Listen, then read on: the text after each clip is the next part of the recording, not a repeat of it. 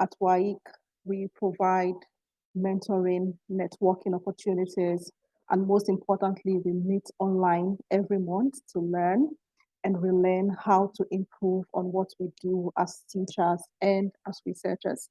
And today we are here again to learn one of those vital aspects of our career in the academia, and that is grant writing. And the specific topic we are considering today is profiling for grant attraction, advancing research, impact, and visibility. And what a joy we have speaking to us today, some amazing women who have done wonderfully well as far as grant attraction is concerned, and they will be sharing with us from their depth of experience and their many years of handling grants, and we'll be learning from them today. In no particular order, I would like to recognize all of them and appreciate them for their good work. I would like to acknowledge the presence of Professor Angela Eni. She's the Deputy Executive Director, WAVE Regional Center of Excellence in Côte d'Ivoire. Ma, you're welcome. We also have with us today Dr. Amina Batagarawa. She works at the Center for Clean Energy and Climate Change at Bayes University in Nigeria. You're welcome, Ma. We also have with us today Dr. Tarusha Ranadewa. She works at the University of Moratuwa in Sri Lanka. You're welcome, Ma. Also with us today is Dr. Beauty John from the University of Lagos, Nigeria. So, Mas, we appreciate you all for the sacrifice of your time. We understand how busy your schedules can be, but for the love of women and for the advancement of knowledge, you have chosen to make the sacrifice. For this, we are really grateful. We also like to say that we really celebrate you all. We see the amazing works that you are doing, and we are inspired to be the best that we can be. So thank you again for coming, Mas, and we look forward to a great learning and sharing experience. And for the rest of us, thank you for joining in and attending our webinars every month. We see your commitment to capacity building is really inspiring, and we appreciate your support for WAIC. So in the next few minutes, we will take opening remark from Thandeka, and then we'll move on with the other matters.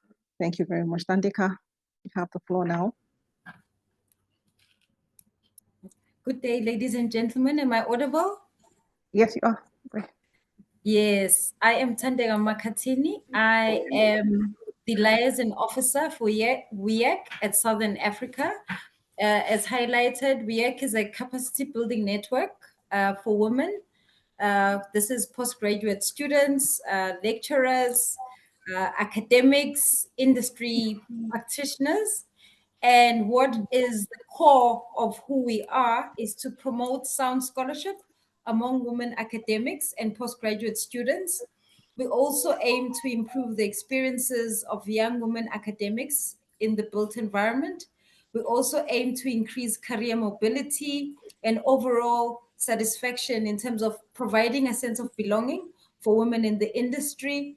And we aim to increase the number of female mentors in the built environment, and also to increase female retention in the built environment. And capacity building is really at the core of who we are and in terms of what we want to achieve in terms of propelling women in the industry. Hence, today's webinar is focusing on profiling grant attraction in terms of advancing research and impact and visibility. I mean, attracting grants is really important for academics and researchers. And in this session, we really are hoping to obtain skills in terms of how do we publish internationally and make our work relevant for grantees? How do we gain recognition in the international and scientific community to attract grantors? And we know that grantees prefer innovative ideas and methods and solutions? How do we make our research relevant to the work and align it to the core work values of grantees? What's also important is for us to gain knowledge in terms of how do we develop profiles as women that are attractive and relevant to grant makers. We're really looking forward to this session. I'd like to hand over to the next speaker. Thank you. Thank you, Tandika, for the beautiful remark. Yes, Muhammad, please, can we have the bio? Yeah, go ahead, please. Okay, so the first one is Professor Angela Ini. Angela Ini is currently the Deputy Executive Director of Central and West African Virus Epidemiology, Regional Center of Excellence for Transboundary Plant Pathology, a regional food security program implemented in 10 Central and West African countries, including Benin, Burkina Faso, Democratic Republic of Congo, Gabon, Ghana, Nigeria, Sierra Leone, and Togo. Prior to her current role, Indira served as the WAIC country director for Nigeria, North Central and Southwest regions from 2015 to December 2023. She also served as head of the WAIC monitoring and evaluation team from January 2021 to August 2022, and as WAIC regional director of programs for the West and Central Africa from September 2022 to 2023. Angela is a passionate about food and income security for all in Africa. So through her work at WAIC, collaborates with national governments, national organizations, and technical experts from across the globe to mitigate crop yield losses caused by plant pathogens and prevent the spread of transboundary early warning and response.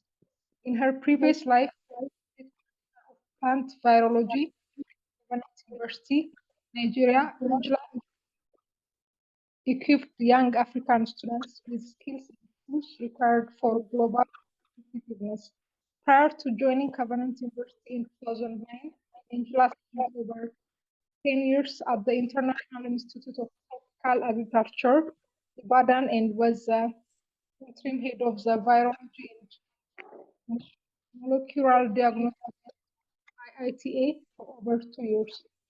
He was a fellow of African Women in Agricultural Research and award and a firm advocate for Africa to feed herself and contribute to feeding the world, given Africa's vast agricultural potential.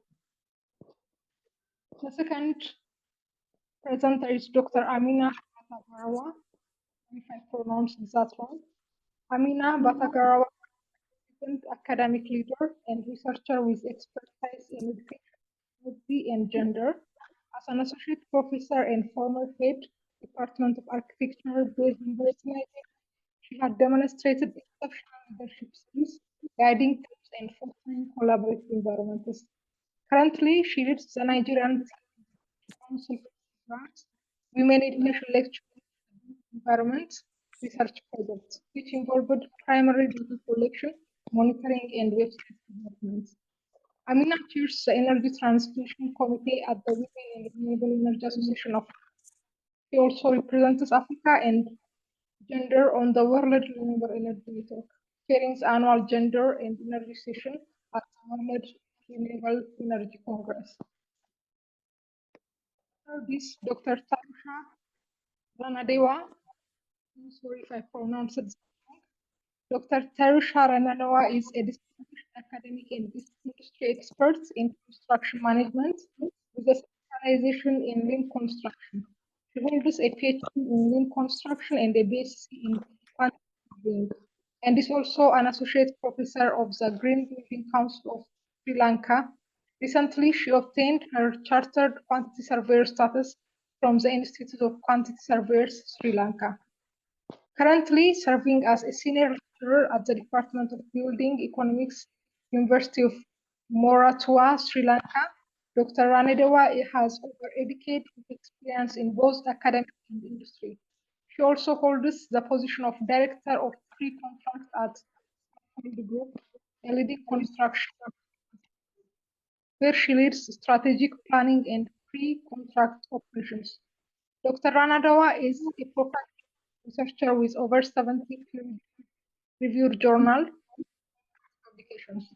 Her research interests span in construction, capacity building, construction SMEs, and sustainable development.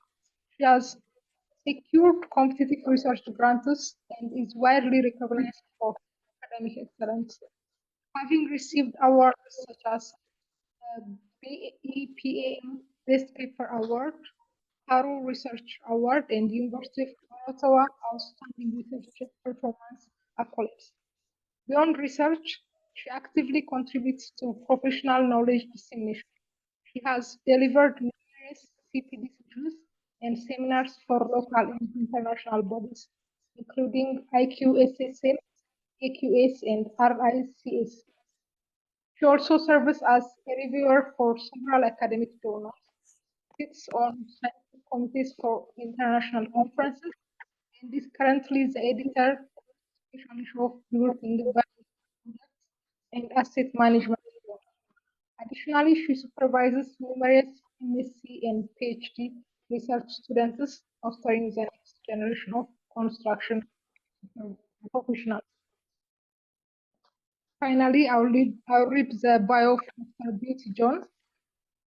Dr. Beauty Ineobong John is a construction economist, facility management, and construction project management specialist, interest in artificial intelligence, facility management, program management, sectorial and national competitiveness, industrial economics, urban economics, circular economy, informality, sustainable development, digitalization, and social management.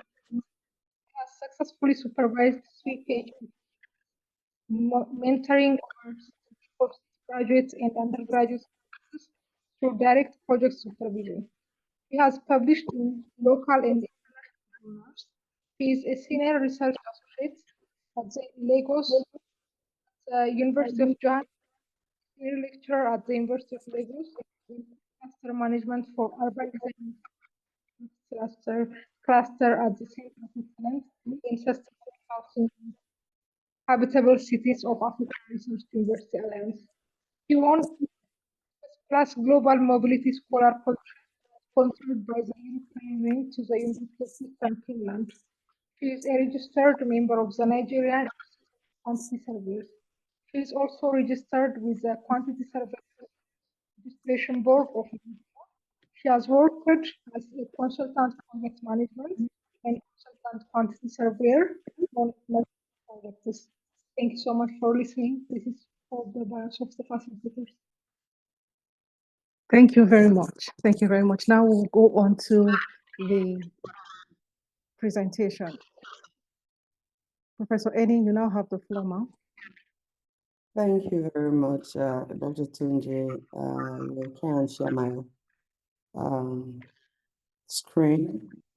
And good morning, everyone. Thank you so much for joining.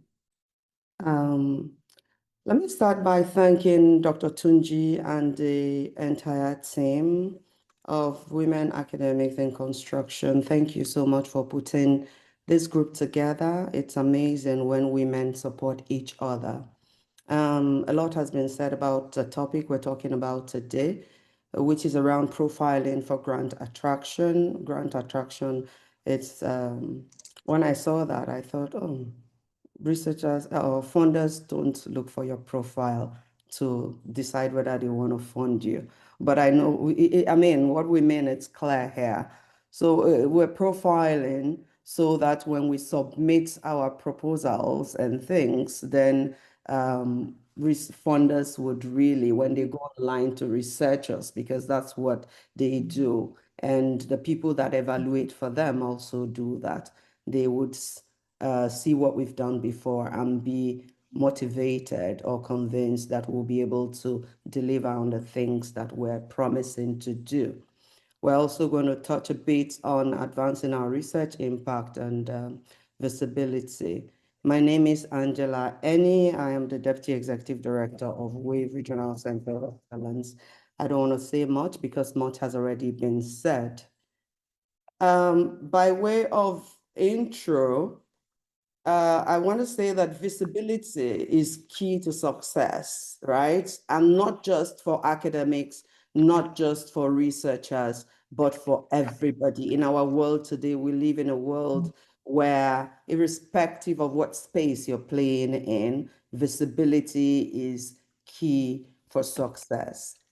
However, for academics, it was in 2015 that we had the emergence of online research profiles and academic networking profiles, networking platforms.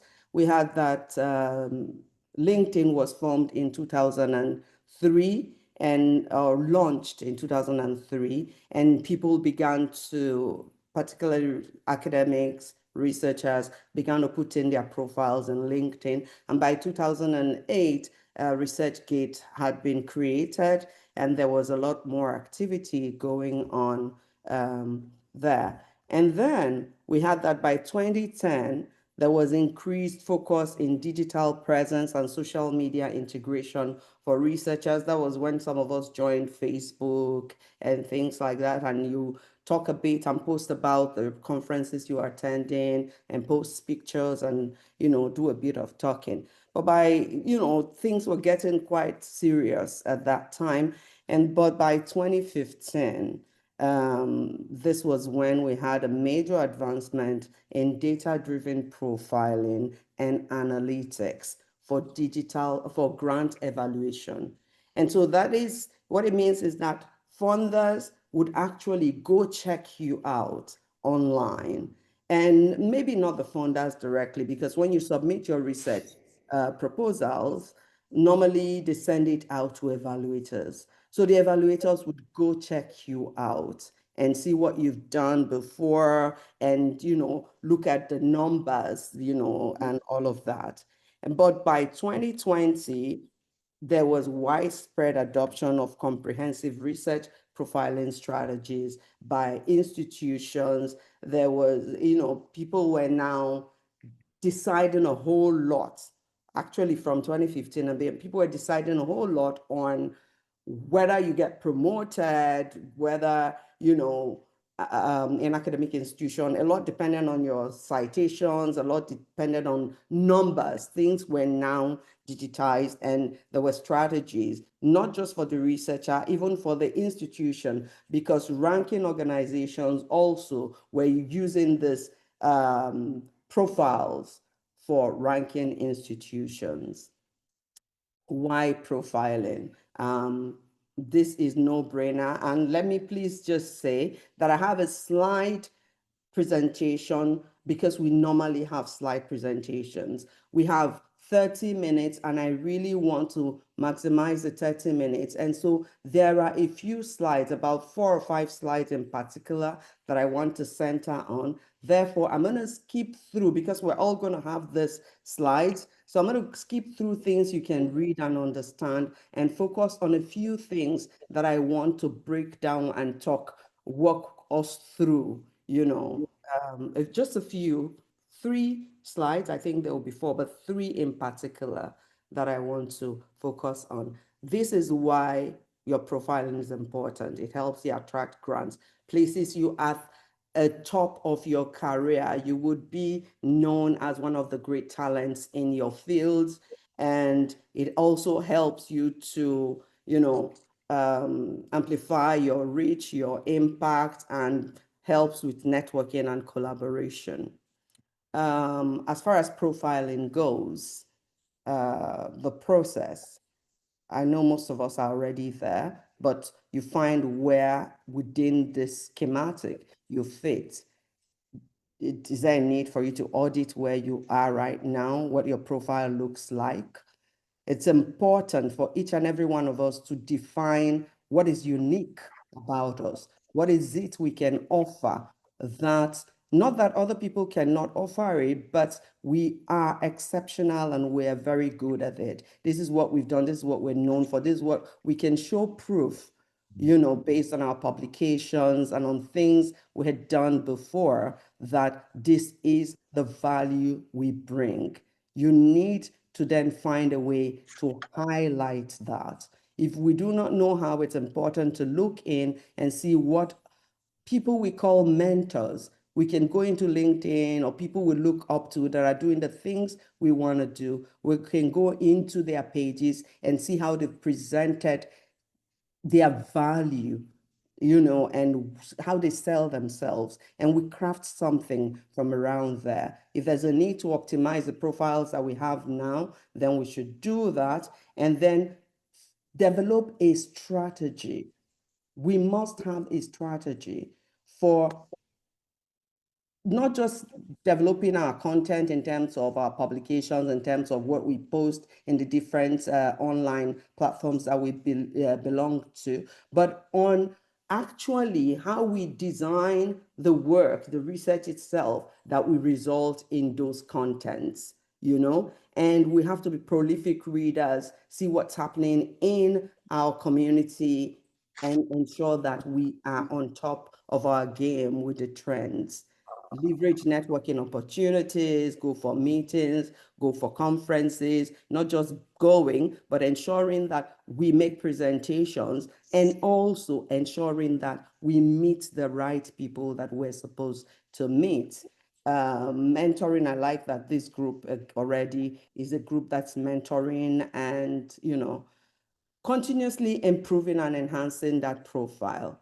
What I have next are strategies, other strategies for profiling, and what the essentials for profiling will be. We will all get this and read through them. What is the pathway to a successful research career for academics? We know that in academic, there are different levels. So there are postdoctoral researchers, there are researchers that are mid-career researchers, there are established researchers, and then of course you have those that are a bit more advanced. Now, at the different levels, what we need to be doing would vary, and the types of funding that we want to be applying for would be different. Say, for example, for earlier career, just completed your PhD, it will be very critical for you to apply for postdoctoral research positions so that you get the experience and experience that you need to move further in your career. But beyond the experience, you also generate the data and the other things, network and community that you need to move you forward along this career line. If you're a mid-career scientist, you're already settling and beginning to do your research, you're securing grants, you want to continue applying for more grants. Otherwise, your research, you get to a point, you cannot sustain what you've started to do. You have the established researchers. Yes, you have become a known member of your community of practice. You have established yourself and you have grants running. Again, you need to mentor, you need to support and pull up, because that's what counts for you at that point. What's the number of early career, mid-career scientists that you're carrying along, that you're bringing with you? And the more people you build, the more you free up yourself to do, a whole lot of other things. Irrespective of where we are in our journey as academic, I love this slide here. And it's one of the ones that I wanted to spend time on. A purpose roadmap is our way of defining for ourselves, what does success mean for me? And for us as individuals, each and every one of us have to have our own definition of success. Do not let anybody define what success is for you. Is success for you getting promoted to become a professor? For some people, yes, but I don't think that's what it should be. Is success for you making impact in your community along with becoming a professor? For some people, that's what it is. Is success for you effecting, change or something really dramatic, that you win a Nobel laureate? That is success for some people, but each and every one of us needs to define that for ourselves. And once you have defined what success means, then it's important to make plans, set out a strategy on how you will achieve that success. May I please say here that this document here is courtesy of the African Women in Agricultural Research and Development. It's a platform that helped build the person that I am today. A lot, I was an award fellow, I think it was 2015 or 2014. And it was when I was an award fellow that I learned about the purpose roadmap. Although I'd been guided, I had done a number of things that I learned during award. Unknowingly, like people have talked about things, not in the structured way that it's taught during the fellowship. But once I went through and built a purpose roadmap with my mentor at the time, it sort of set me on autopilot in my journey and in my career. So where are you currently? You place that here. I don't know if you can see my cursor, but you place that here where you are. And then what is the ultimate goal? You place that at the top here. Where is it you want to get to? And then you define the steps in between, that is required. And I give an example, and this is just an example. And the reason I'm using this example is because we will all understand because we're academics. But purpose roadmap is not just for progressing along the academic career. So assuming you're an assistant lecturer, you want to become a lecturer 1 in the next step, you want to become a senior or maybe a lecturer 2 rather, and then a lecturer 1, and then you want to become a senior lecturer and maybe an associate professor and then a professor. What is required as you build your purpose roadmap is to understand the requirement to move from one step to the other. What are the academic, the professional requirement, paper publications, conference attendance, supervision of students, postgraduate, undergraduate. There are numbers of these things required by various institutions to move from one level to another.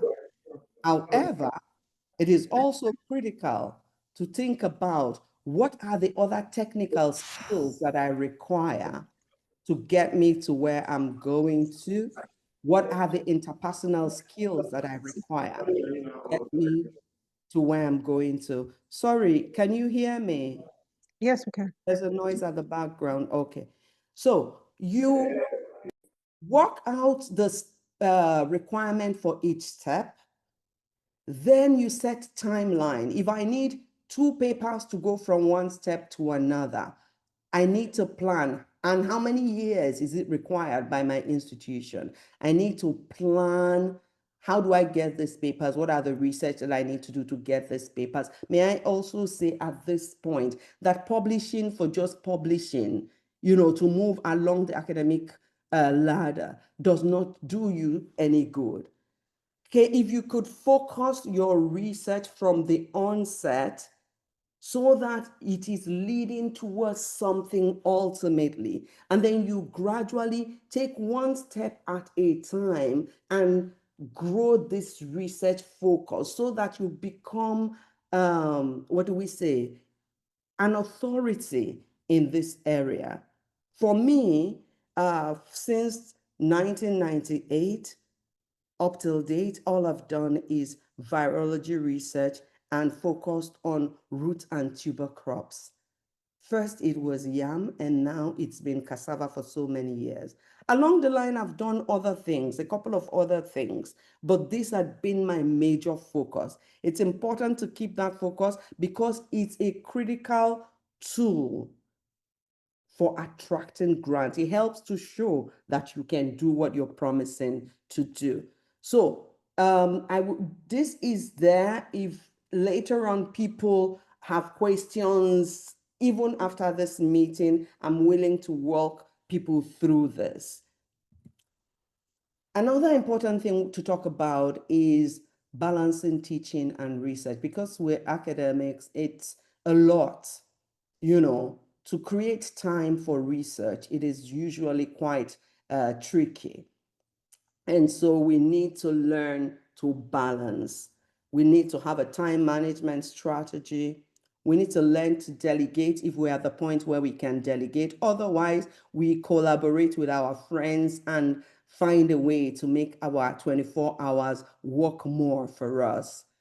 If possible, streamline administrative duties, because this is also a requirement in institutions or in academic institutions, but you need to find a way to ensure that you're not overburdened so that you create time.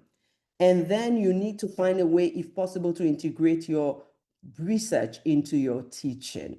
This is possible in some cases. You can use some of your teaching time.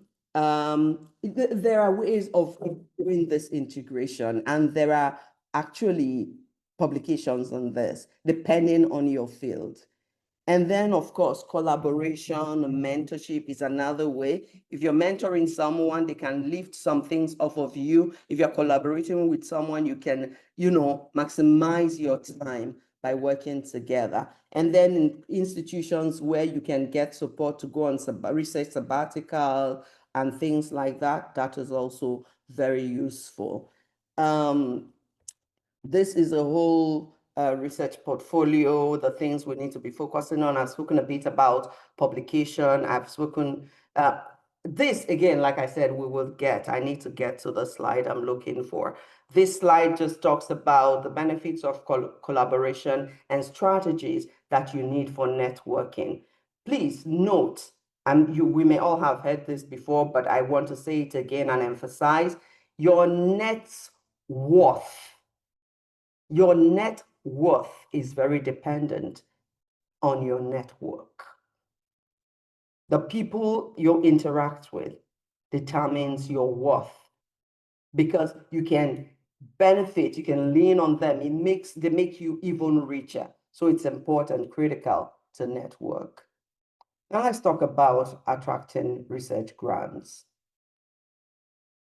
We know the importance of attracting research grants, so I'm going to just run through what the basic process of grant application are. You identify the opportunity, you develop a compelling proposal, you get your institutional endorsement where they are needed for research grants that require institutional approval, you submit and you await decision, and then you implement.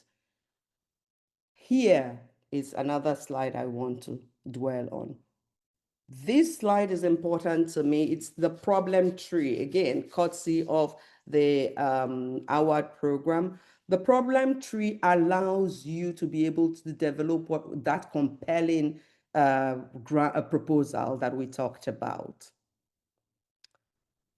What it helps you to do is to get a 360 degrees view of the problem. What are the immediate causes of the problem? If it is low productivity, what are the immediate causes? Is it diseases? Is it a lack of information on how to increase productivity? Is it whatever it is? You define those. And then you define the underlying causes. What are the causes of these causes? You define those. And then what is the effect of low productivity? You talk about what the effects are. Low productivity means for cassava, or the effect of the problem, sorry. Low productivity for cassava production means that the farmers lose income and they don't make as much as they should make. It also means that we may have problems with food and things like that. What are the consequences? Farmers cannot send their children to school. Farmers cannot, do a whole lot of things, and people don't get fed. People are hungry. People can die. What's the impact? When you have a problem tree nicely defined like this, then when you come to write, you tell a holistic story, because you talk about all of this in your narrative. It helps to tell your story, a compelling story that is. And then this one is sort of, that's the problem tree. This is the result, sort of the result tree, or the planning, how you plan out your work. The idea then, if the problem was low productivity of cassava in Africa. And for us, and I'm using examples that I can quickly speak about here, is coordinated management of cassava diseases in West and Central Africa to improve productivity. The key problem in our case was that we know people are reaching 5 times, 10 times in some places, the amount of yield that Africa is achieving. And so trying to figure out why we're having the low productivity and fixing it. In identifying the causes, some of the core causes were the problem with diseases. So you can identify several causes, but your research does not need to attempt to solve all of those causes. Your research can actually identify all the various causes of the problem, and then you expatiate a lot more on the problem or the cause that you are going to try to address. All right. And so in our case, initially when we started the research program that has led up and now became the Regional Center of Excellence for Transboundary Plant Pathogen, we decided initially to tackle the viral diseases of cassava. And so, again, working on this document, and please note that this, the problem tree and this other tree does not just apply to research. When we say research grant in terms of big research grant, even when you're applying for postdoctoral fellowship, it's important to tell a compelling story around what you're planning to do and what you're planning to achieve. Give it a 360 degrees overview. And the way to do that is to work with these documents here. For us, we realized that the problem that we were trying to solve required a regional approach. And so we were looking at several countries within the region. Why do we have those problems? What do we have to do? One at the regional level, but also at the national level to address the problem. And so that way we're able to set objectives. For the diseases, there was a lack of knowledge on what people need to do. And so one of the objectives would be to create a lot of awareness about the diseases, teach people to recognize the symptoms, teach people to, there was to enhance awareness among key stakeholders is a key objective. To work with government to set up, their plant health systems to manage diseases was also a key objective.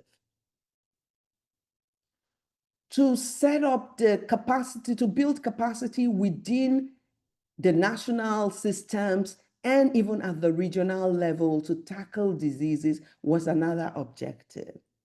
When you set the relevant objectives, and that a lot of your objective will be dependent on what you have defined in your problem tree, then you set specific activities.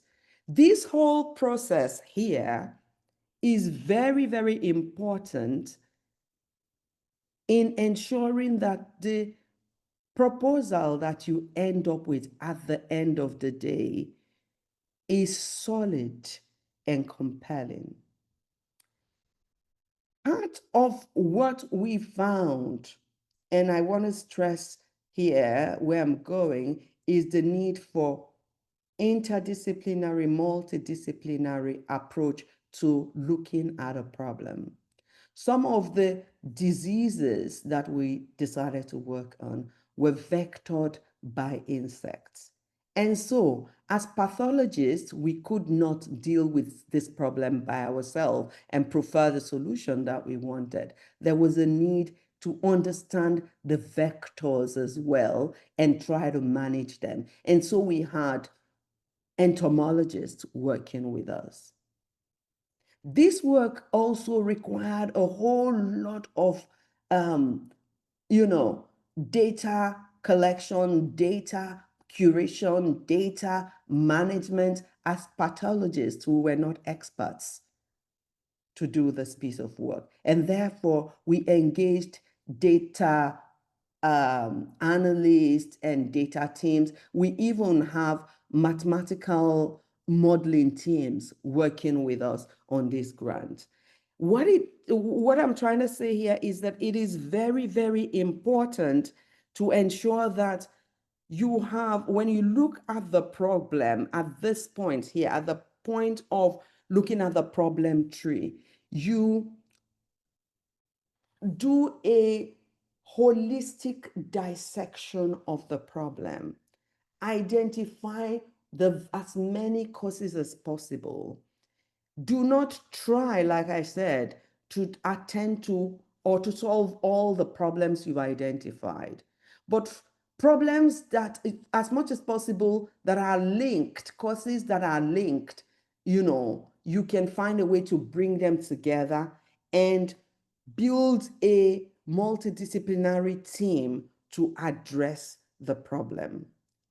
And then once you have built out your objective, worked out specific activities that will lead on to this, that are related to this objective, then you need to also look at what are the outcomes that you are hoping to achieve and all of that. When you work all of this out holistically, before you put pen on paper, this segment here, we say you're brainstorming, and you're not doing it alone. You brainstorm with people in your field, you brainstorm with people in related discipline that may have one thing or another to contribute.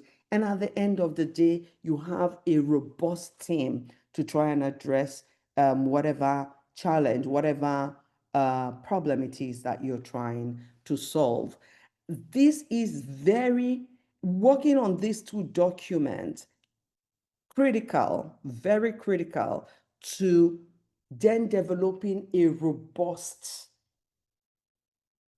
proposal where you have clearly mapped out your path to impact. This is something that grant evaluators are looking at. Is the path to impact clearly defined? Another key important thing is once you're done with specifying the individual activities under each objective, then you develop what we call activity-based budgets. If, for example, one of your activities is to do training, then you have to budget for the venue, for the training materials, for the transportation of the people giving the training and maybe the people coming for the training, and all of that. Make sure your budget is realistic. And so you need to break it down and do not estimate. You say, oh, okay, I think this amount will be enough. Please never do that. You need an activity-based budget and then a budget narrative or budget justification, whatever you choose to call it. It is important. Again, key steps, a recap. It is critical to understand the funding opportunity. This is not identifying, but understanding. When there is a call, you need to look at that call critically, look at the guidelines and the criteria that is set out, and understand what is required. It is important. And then in crafting your compelling narrative, those two documents that I just went through are critical. You need to sit first by yourself, think through what you want to do, bring some of your colleagues or members of your network together and brainstorm using those two documents. When you've done that, you are able to put together a compelling project narrative that have clearly defined a path to impact and have clearly mapped out activities and an activity-based budget. It's important to do that with a team. And then, of course, I talked about your budget and your budget justification, very critical. and then make sure you have all the necessary documents, proofreading. Some evaluators just get put off by typos and things that are not written properly. So it's important to review and proofread and all of that before you submit. Here are the impact of various components. You would see that aligning your proposal and your priority, the work you're planning to do, to the funder's priority enhances your chances of getting a grant. Also, clearly defining your research objective and activities, very, very high on the list. Then relevant research experience is important. Your methodology is important. The budget is also important, but some factors way more than others. For people in construction and built environment, I tried to see where your funding would come from. I looked in.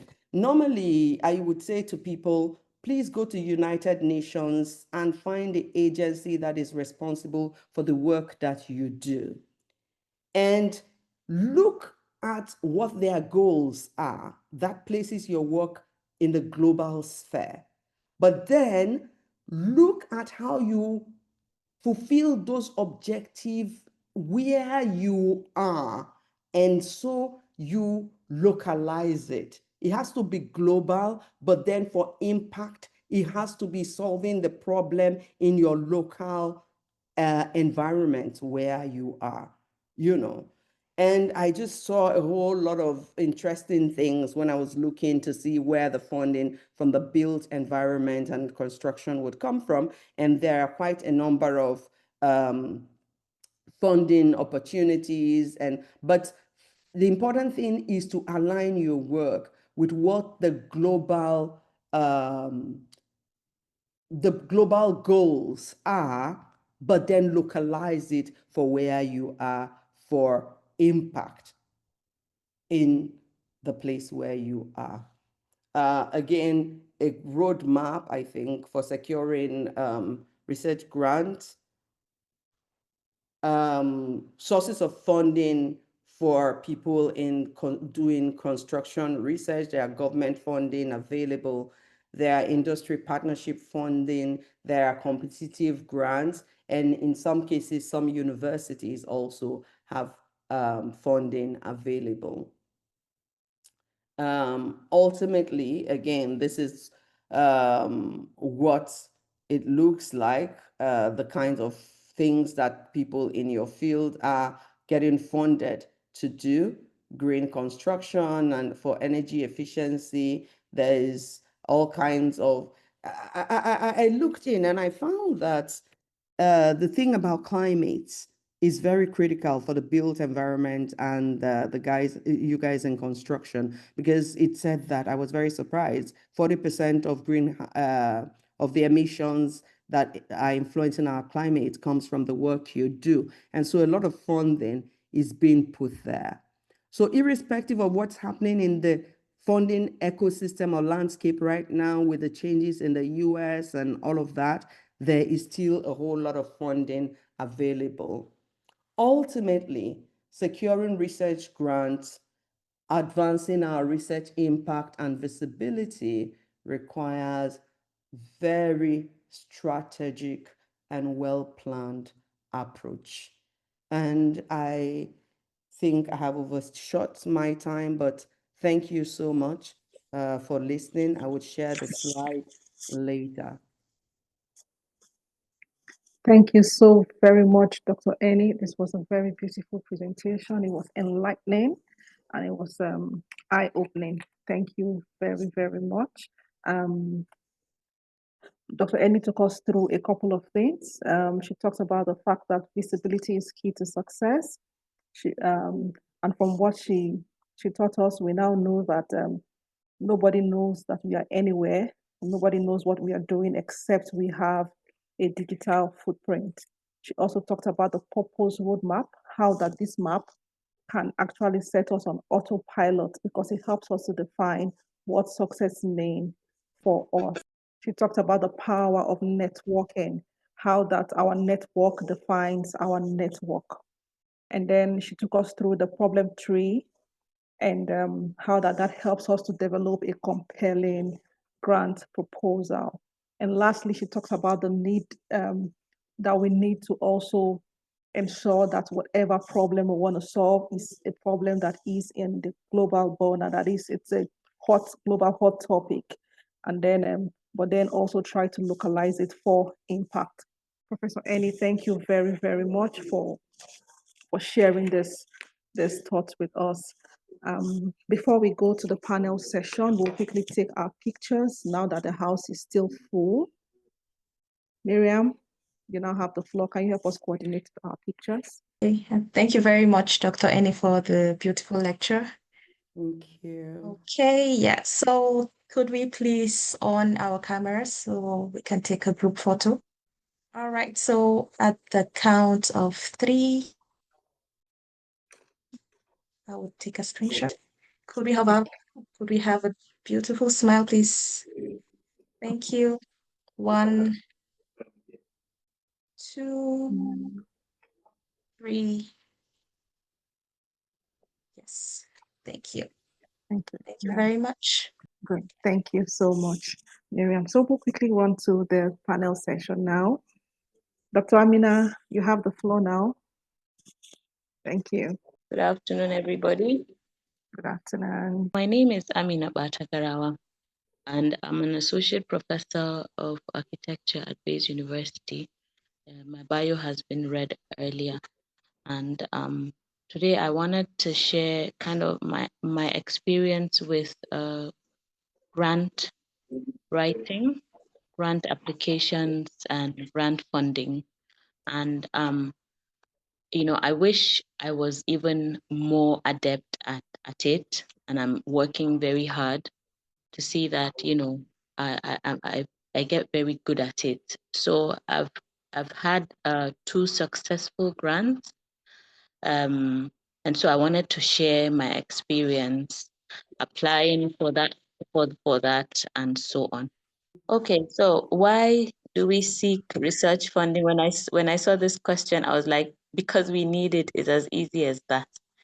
But beyond we need it, if we break it down, we need it for our promotions, right? So we need to publish, we need to do the research. We also need it for our career progression. We choose to be researchers. Some of us, like me, I love researching. I notice that I come alive when I'm actually doing research. But more and more, I feel this need to do more than research, so that the research becomes something of impact, not just research for itself, but to fill a gap in my society. I mean, we come from sub-Saharan Africa, and then we have all these societal issues. For me, it's in clean energy, it's in environmental protection, it's in energy efficiency. So, I decided, it's not just for promotion. I really want to make an impact.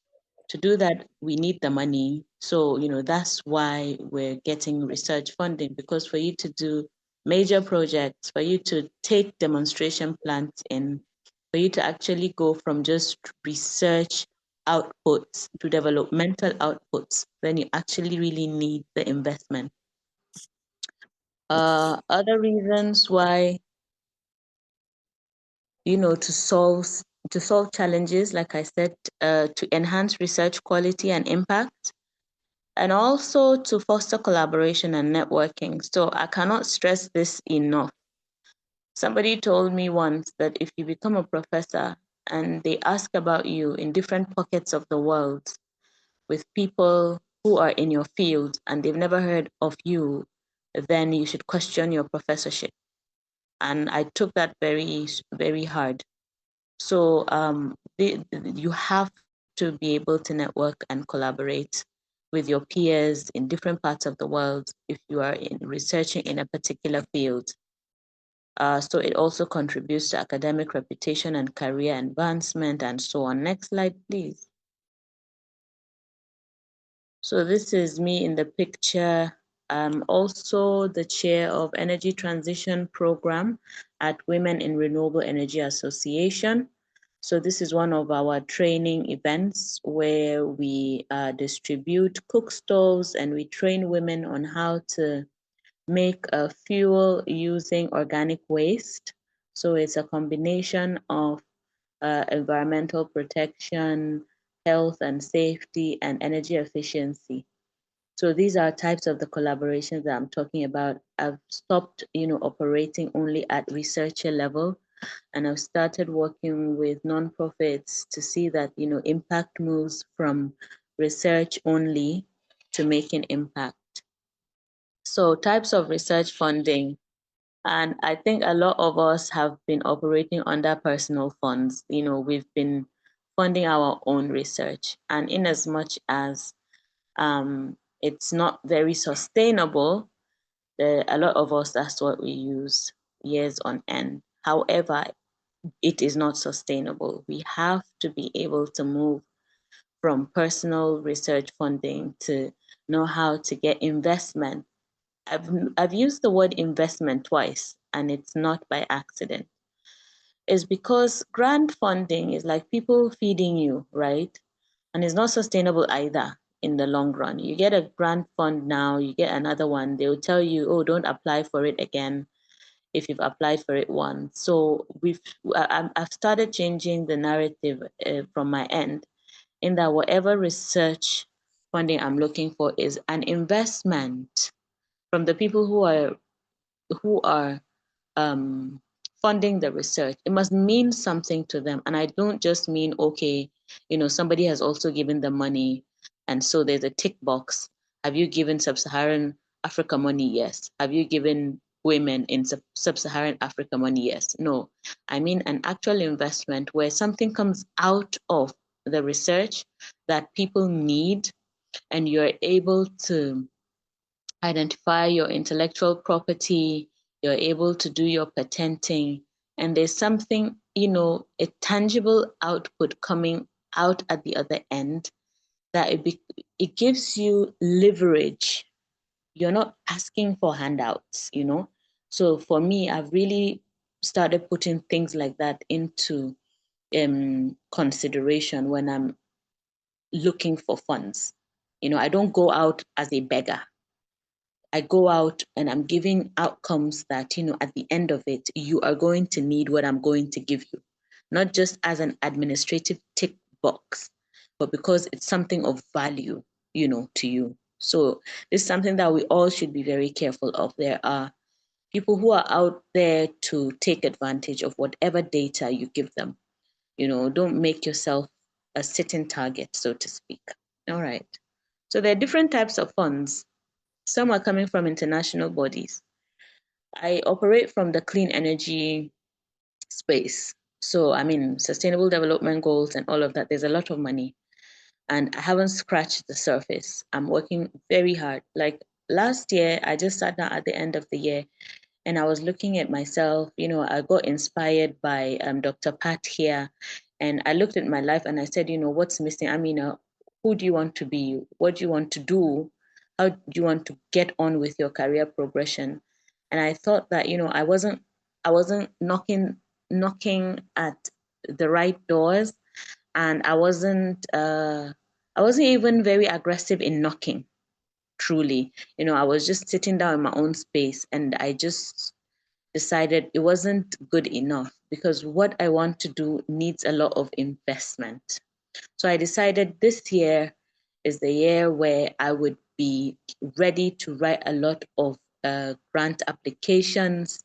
I want to collaborate with a lot of people within Nigerian government, within donor agencies, but like I said, I don't want to go there as a beggar. So then you have to really sit down and be creative in thinking about what kind of research you want to do, research for impact.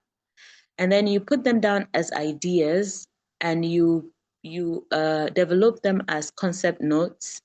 And from there, you have so many concept notes ready, so that when you go across and when you get across opportunities, you know what to sell to whom. And you have to just, the last speaker talked about your net worth being strongly related to your net worth and network. So it is absolutely true. But it means you also have to put yourself out there, but you must have the content, you know.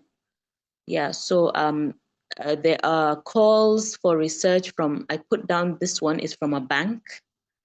There are calls for research grants from different sources, and you have to be able to get a logical, intentional way of following who has opened the grant application, who will open by the middle of next year, you know, when the deadlines are, and so on. It has to be an intentional thing like that you put in an Excel.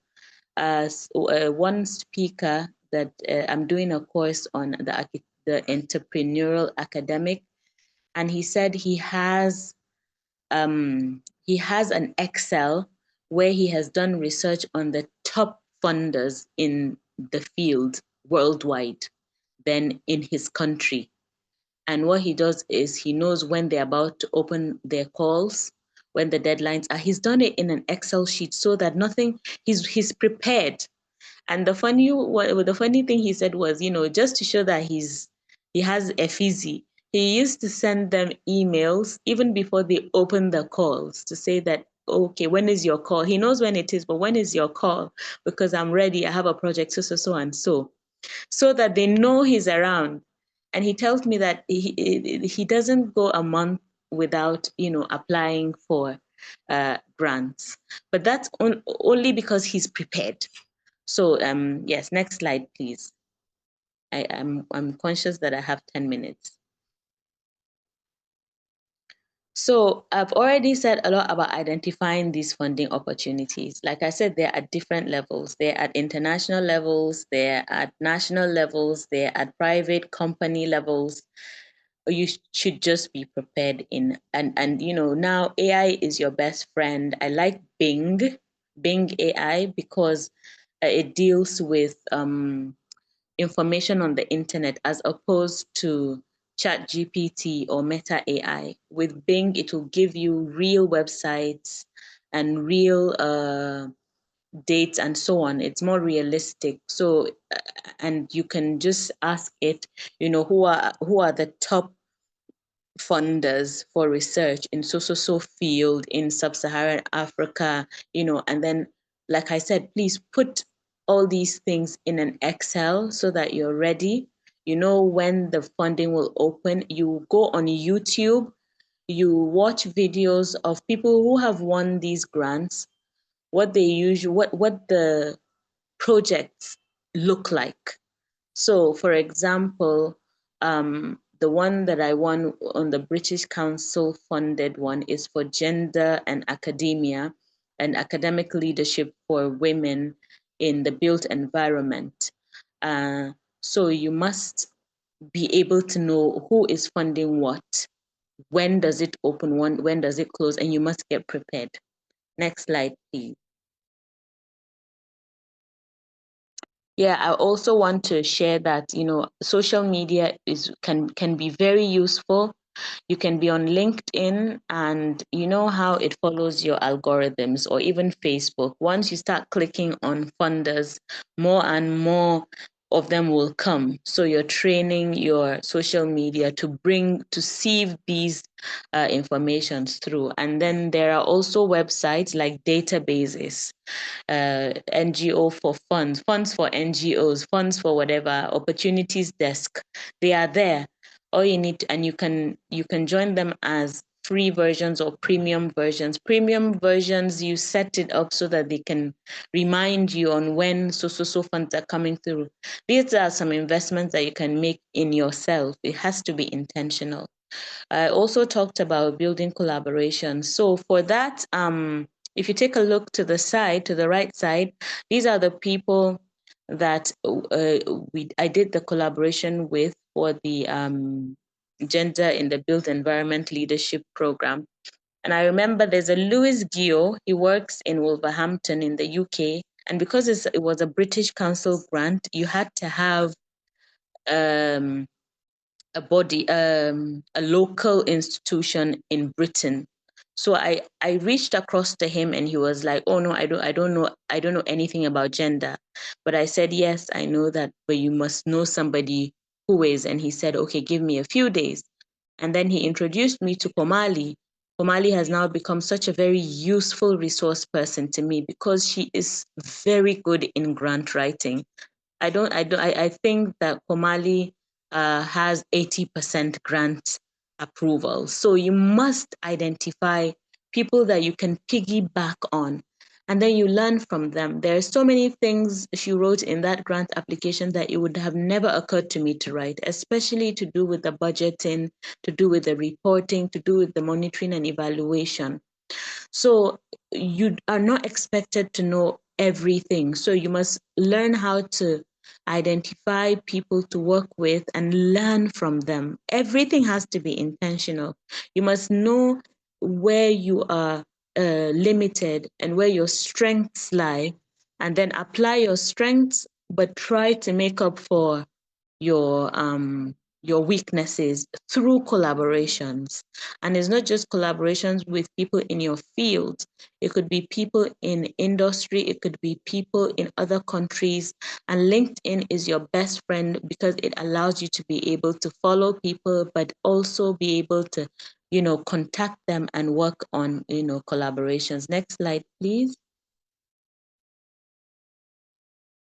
So in some of my groups, I would get people from marketing, from enterprises, working on the business side of things. I mean, I'm in built environment. I don't know anything about business, So you have to look at all these other things that are needed in a project and then get people who would come in and help you work on those weaknesses that you have. So understanding, you must understand what each grant call has specific things that they are after. You must learn how to read those requirements because you must try to achieve or satisfy all of those requirements. It's like a checkbox. So they ask for 1 year to 2 years. Okay, how do I do 1 year to 2 years? They ask for, okay, yeah, it is clean energy, but it is clean energy in relation to health. So how do I bring out a project that is both clean energy and health? Okay, tick. There must be this, there must be that. You have to, I'm not a detailed person naturally, but I'm learning more and more to be able to read through and read through again to try to understand each and every call for grant application is different, and you must tailor each idea to whatever they want. This is crucial. And I'm always missing deadlines. Please recheck your deadline, and don't wait to submit on the deadline. Try to submit a week before, and guess what? If you try to submit a week before, what it means is it has given you time to go through your application again and again and again, not just you, with your whole team, so that you have the best version of the application for you to submit. Next slide, please. Always recheck your deadline. So crafting a compelling proposal, like I said, it has to do with your idea, the objectives. The previous speaker talked about objectives, very crucial, and it has to be compelling. And like I said, for me, I've started looking at impact and outputs that align with whoever the funding is, so that it becomes, they also look at it as an investment rather than, just we're begging for something. Next slide, please. Right. So this is also very crucial. I was very bad at it. I'm getting better. I'm so glad AI came at this point in my life because it allows me to be able to work very fast with budgets. Most grant applications come with budgeting templates. Follow those templates. Make it as realistic as possible. Don't overblow all those budgets. I can't stress this enough. You must follow those templates and get help. There are grant writers, by the way, that are commercial. So when we're starting, even now, I get them on board in my collaboration teams, and they're just part of the administration fees. I am going to pay them when it gets through. That's the deal I make with them. Look, come and help me write my grant. When it gets through, you are the M&E consultant. This is what you're going to get. But you must build all these. I mean, this is at the beginning when you are not sure. In the end of it, you are supposed to be the expert. You can be the grant applicator for other people, and it's a commercial endeavor as well. So next slide, please. So start early, plan carefully, read and follow the agency guidelines. This is by way of summary. Develop a strong team. And that means get away from, cronyism and nepotism. This is when you actually go out looking for people who you can rely on, who you can trust, who can deliver. Because this is even in the application. Don't forget, you're going to implement that. So you need people who will show up, who will do the work, and then you can share the profits as well. All right, next slide, please. So I guess I've even come to the end of my presentation. Like I said, I still feel I'm a learner in this process. So I've just shared what has worked for me thus far. Thank you so much, everybody, for the opportunity to share. Thank you so much, Dr. Amina. Thank you for your beautiful presentation. To everyone in the house, we can start dropping our questions. Question for the first speaker, the second speaker, any of the speakers. Our thoughts, we can start jotting them down or noting them down at the appropriate time. We will take the questions. Thank you again, Dr. Amina. We will now have Dr. Renadewa. The floor is yours. Thank you very much, Dr. Patience. So let me share my screen. Okay, thank you very much. So greetings from Sri Lanka, everyone. So I was listening to the previous presenters, and yes, of course, they were focusing mainly on how we can profiling for grant attractions. And in my presentation, I thought of basically discussing the research impact. That's what my presentation is all about.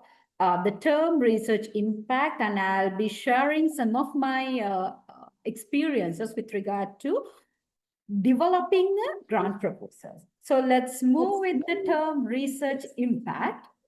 So when it comes to research impact, of course, when it comes to the paper, especially people are coming up with very nice explanations. They are giving very, very good contributions, stating these are our contribution to the society.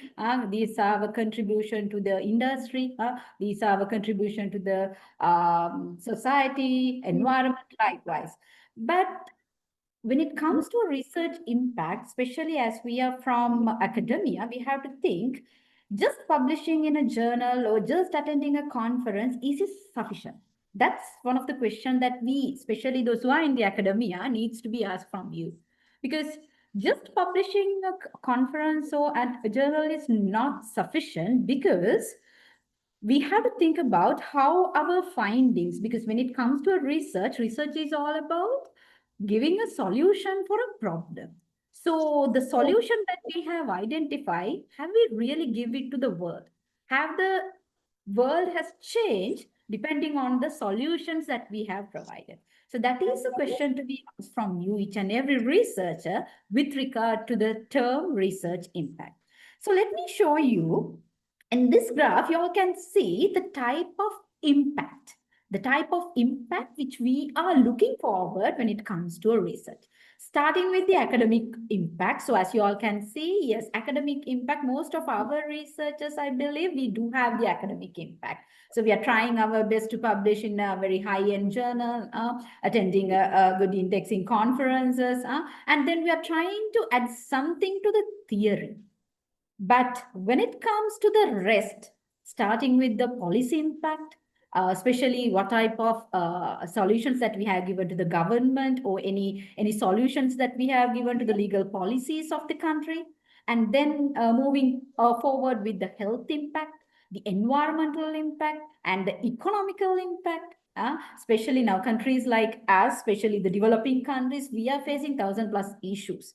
So if we can give some solutions, some impacts through our research to the economic development of the country, that's the real research impact. So all in all these policy, health, environmental, economical, all these impacts are focusing on the societal impacts.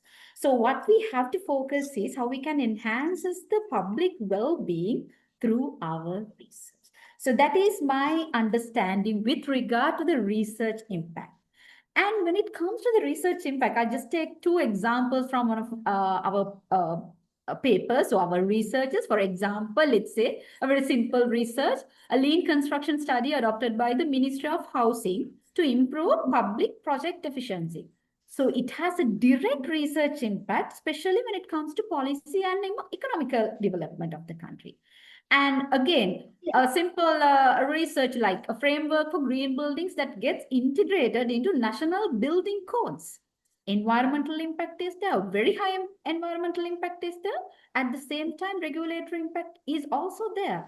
But the problem is most of our researchers, we are stopping from the place where after publishing a journal or a conference paper, that's it. So because of that, we have to be very much careful on how we can increase the visibility of our research. So I'll start with some of the strategies, starting with of course, I'm not going to say being an academia, I'm highly encouraging everyone to go for high impact journals. Yes, of course, we have to go. That's one way of giving our research findings to the industry, academia, or anyone who is interested in that. And at the same time, we have to target on the policy makers as well as the industry. So it's not just introducing our findings, but we have to try to go for the collaborations with the industry practitioners as well as the policymakers, implementing as well as commercializing.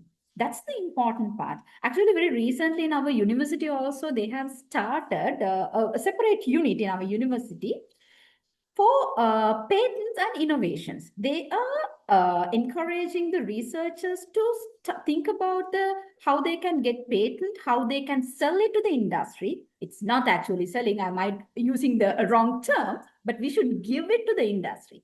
So for that, they are saying, you're starting a research, from that onwards, you have to target for a patent. Then only the people, especially now when it comes to construction industry, we are facing many problems, 1,000+ problems. So we are trying our best to give solution, at least to minimize, let's say 1% of the problems. So we should give it. And there are some good contractors, consultants who are willing to spend now. It's not a specific grant, but if we can share our finding with them, especially I have experiences when it comes to conferences. So there are some industry specific conferences where when we are presenting our findings, so some of the contractors and consultants, they have personally come to us and say, okay, we are interested in implementing. Would you like to consult us? Can you tell us how to do it? So that, I think that's the real impact. That's the industry specific impact that we need to focus on.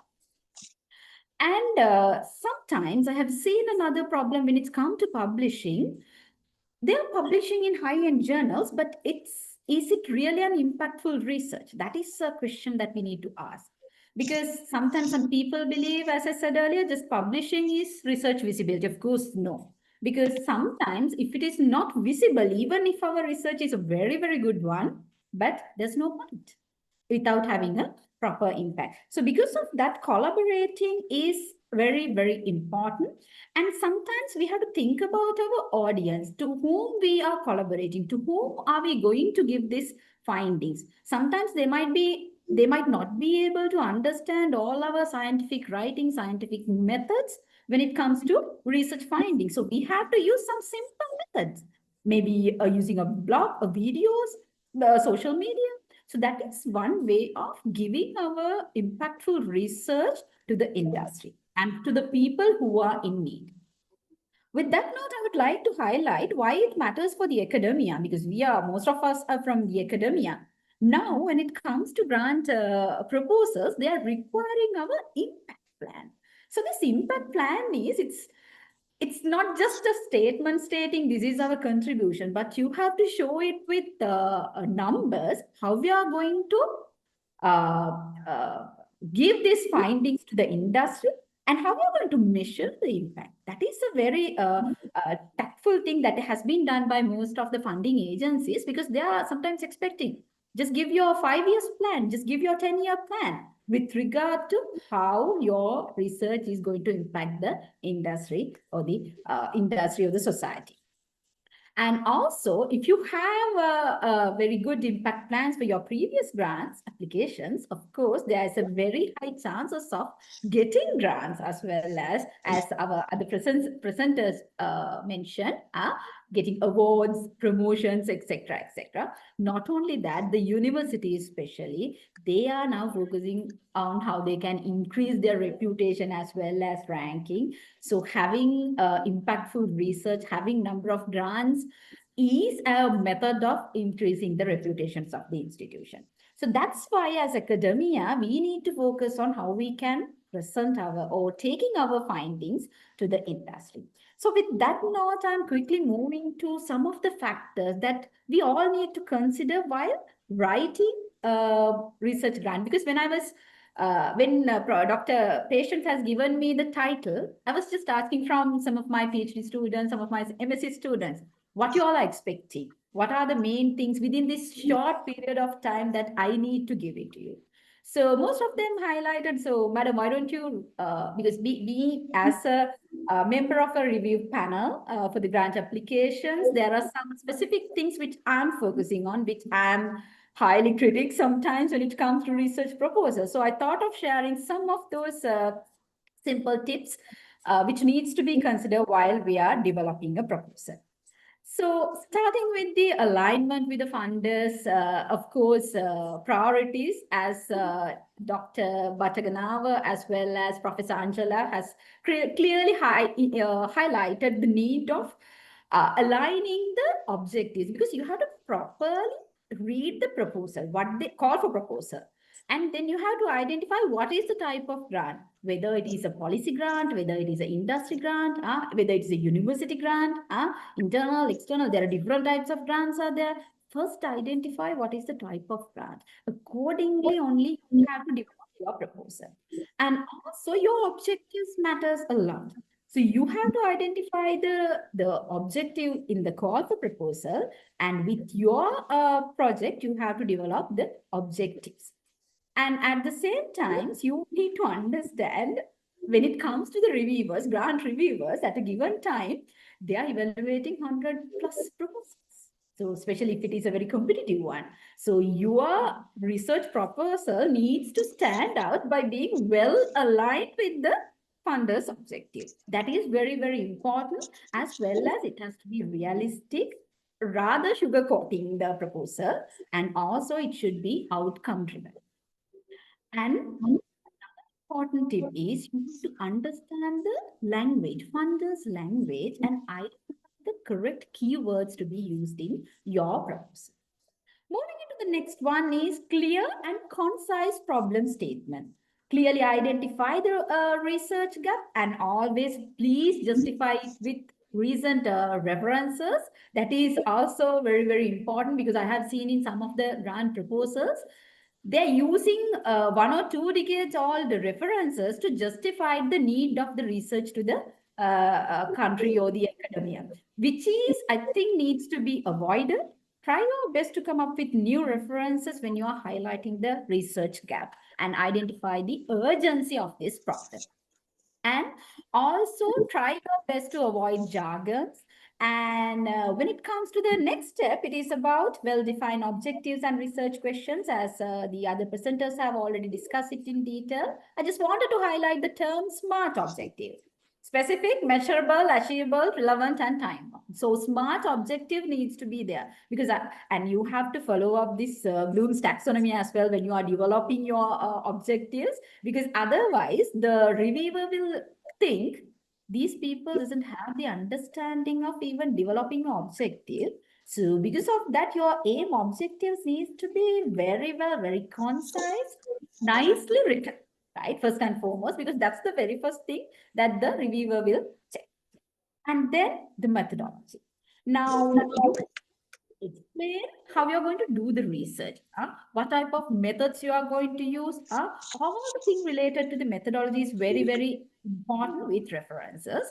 And when it comes to methods, try your best to come up with some new methods. Now, for example, the industries now would like to implement more digitalized method rather than just depend on all these manual methods. And also they are focusing on some quantitative studies. They would like to see some numbers as your outcomes. And they're always requesting numbers. So try your best to include both quantitative as well as qualitative methods, so that you're doing some triangulation and you're proving that you have a very good set of findings through your research.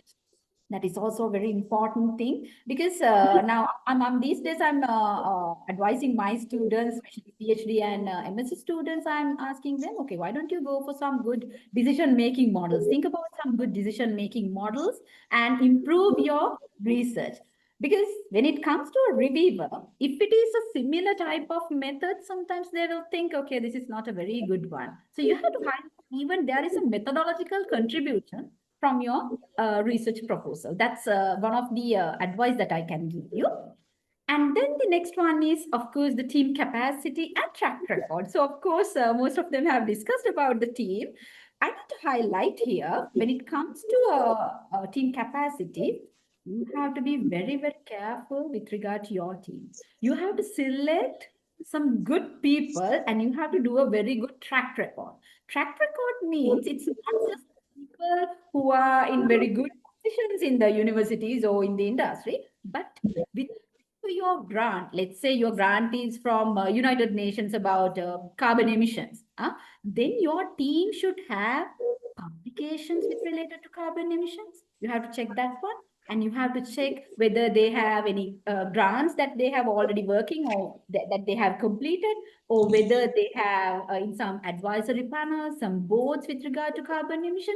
Likewise, there are some areas that you need to focus with regard to identifying your team members. And always my team members and my supervisors, even my supervisors, they always say, try to select the team members depending on your objectives. So objective-wise, select the team. Don't try to include a lot of people into one grant, unless otherwise you have a requirement. Because if you're working with, especially now, let's say early career researchers, you have to clearly identify how many early career researchers that you need, for how many ECRs that you can fund. So before starting, that is a very, very important thing to be considered.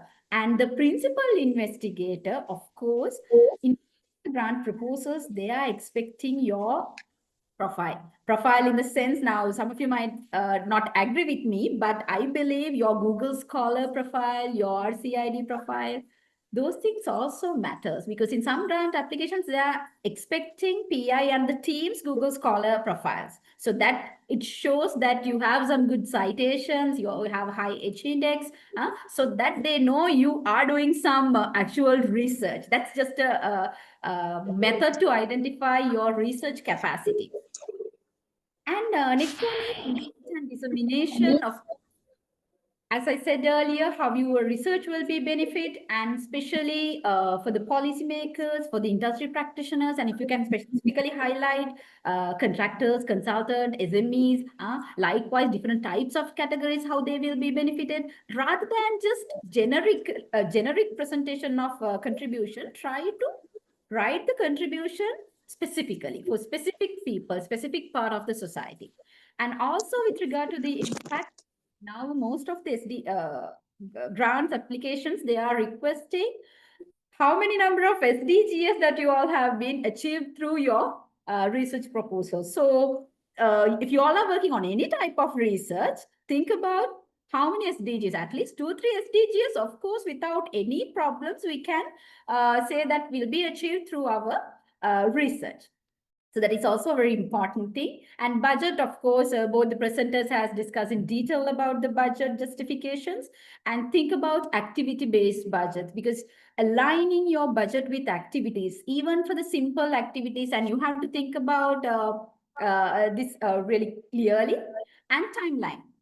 So we have to give a timeline, Gantt chart, just to show the progress of the project, and supporting documents. So unfortunately, there are some grant applications. They have done a very, very nice proposals and everything, but some of the supporting documents are not available with the total set. So then, because of that, there are situations where we have to remove that or reject that application.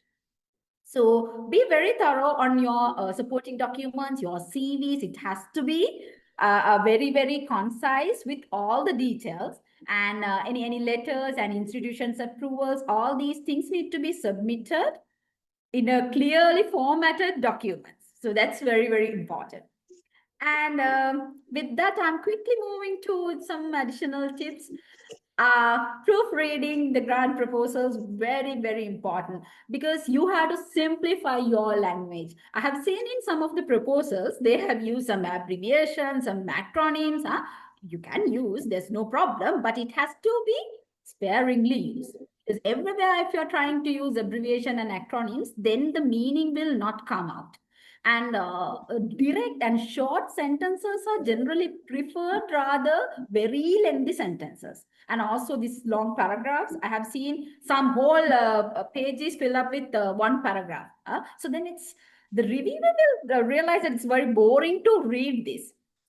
And then use success verbs, demonstrate, deliver, empower, transform. Likewise, when you are highlighting your contribution.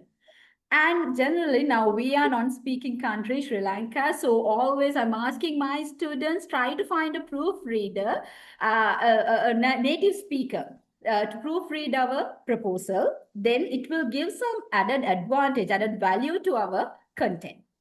And another problems I have noted is mixing of American and British English. Please stick into one. Just check what is the brand proposal is looking at, and accordingly stick into one language.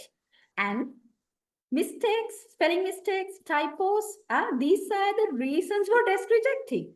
So these are the simple things which we can make out. So try your best to avoid spelling mistakes and typos in the proposals and punctuations, etc., any other grammatical errors. Another important thing is get help from Grammarly or any AI tool. Now, when it comes to simplifying your language, because I have seen when you are using AI tools, there are very difficult words they are using, and it will reduce and sometimes diminish the meaning of the proposal, meaning of the sentences. So because of that, even for Grammarly, I'm not a very good fan of both AI tools as well as Grammarly. So don't depend. You can get some suggestions from them, but do not depend when it comes to a research proposal. And finally, yes, you have to update your profiles, all your Google Scholar or ORCID profiles, your ResearchGate even. Because in ResearchGate, I have noted, even though we were unable to upload all our publications, but still there are many questions and where we need to proactively answer. And also LinkedIn. So all your academic work as well as your grants. So from whom which you are working with, especially highlight your industry practitioners. If you're working with the government, just try to publicize yourself, or I'll simply say market yourself in the LinkedIn as well. So I'm not talking about other social media platform like the Facebook or Insta or nothing. I'm just focusing on some professional platforms like LinkedIn, where you can publicize yourself. And name consistency is also very important, because I have noted some of the people, they are not going with the same name in everywhere. In the sense, Google Scholar, there's one name, another name is in the their institution website, there is another name in LinkedIn. So name consistency is also very, very important.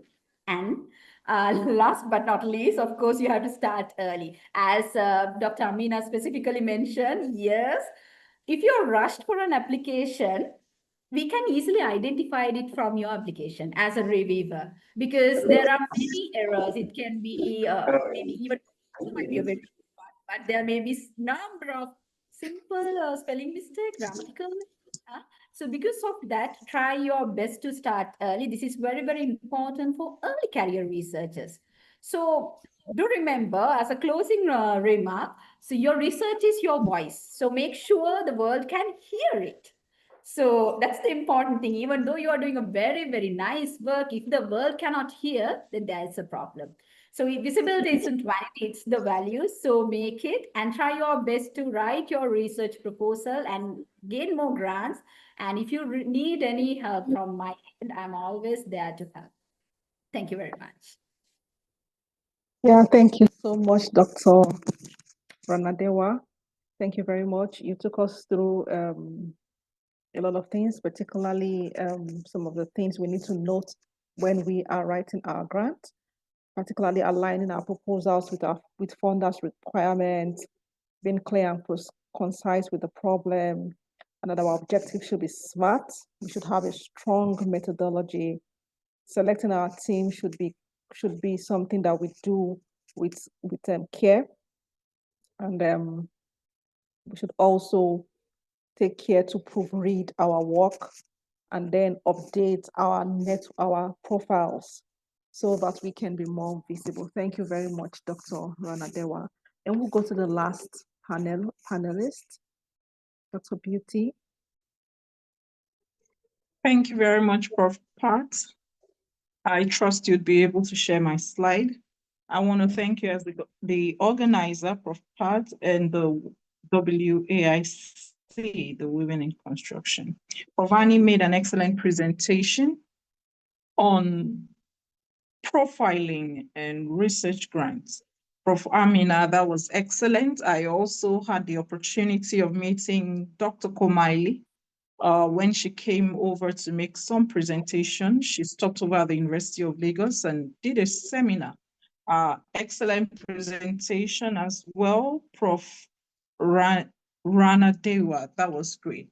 I think my work has been so much simplified, and I'll just do a quick wrap up of the topic on profiling for grantmanship and visibility in the built environment. Profiling.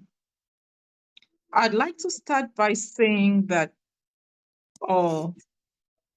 visibility, your visibility, it is important for so many reasons. It's important to enhance your profile. Your visibility is important even in ensuring that your grants are successful, your grant applications are successful. And so going through this topic, I'd like to look at the agenda. I want to look at the understanding the difference between profiling would come first, then understanding the difference between grantsmanship, key funders, comprehensive funding strategy that has been presented, but I have 2 points I'm going to just focus on: effective habits of applicants who consistently win grants, then common pitfalls in grantsmanship. And so in preparing for this presentation, I made an acronym of profiling. Why is profiling important?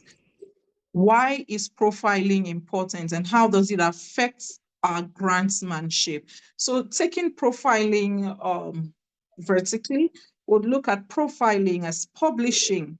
In building your profile as a grants woman, permit me to use that word, you want to look at publishing in high impact journals. Publishing in high impact journals is critical to building a solid profile for a grantsman and a researcher, and then researching on topics that are trending. There are certain topics that have been overflogged, and if you continue to look at them from the dimension where they have been overflogged, You are not just standing on the shoulder of giants to be able to look at bigger things. You just keep looking at the same. So when we are talking about topics that trend, it doesn't, we're looking at things like linking up your study area to issues around digitalization, linking up your study area to global agendas like the SDG, like the African agenda. So the R is researching or looking, taking a perspective of the research constructs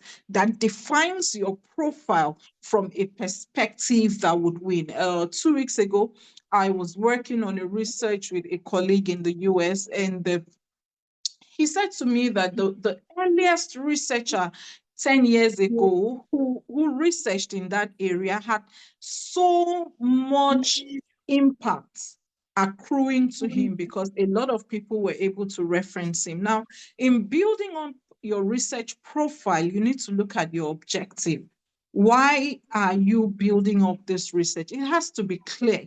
Your objective for building your research profile must be clearly written. So I'm building up this research profile so that I can win grants, so that I can have international awards and recognitions. And so once it is your objectives, your personal objectives for building your research profile is clear to you, then you'll be able to make more impact. And then once that objective is clear, you then transit to the F, which reflects your focus per season.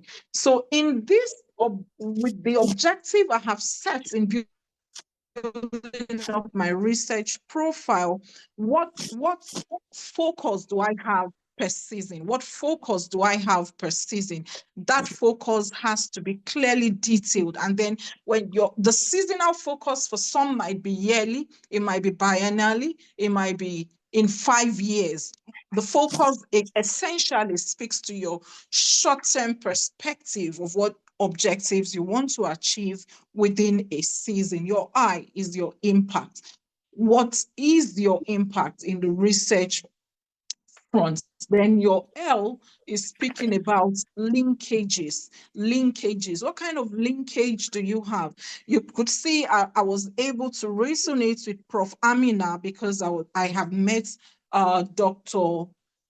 Komali in her last visit to Lagos, and we had a seminar together, and we're already kicking up on a couple of things already. What kind of international linkage do you have? Because if you don't profile for your linkages, there are grant calls that you would have. Recently, sometime late last year, a team across Africa had to apply for a grant, and we needed an international EU partner.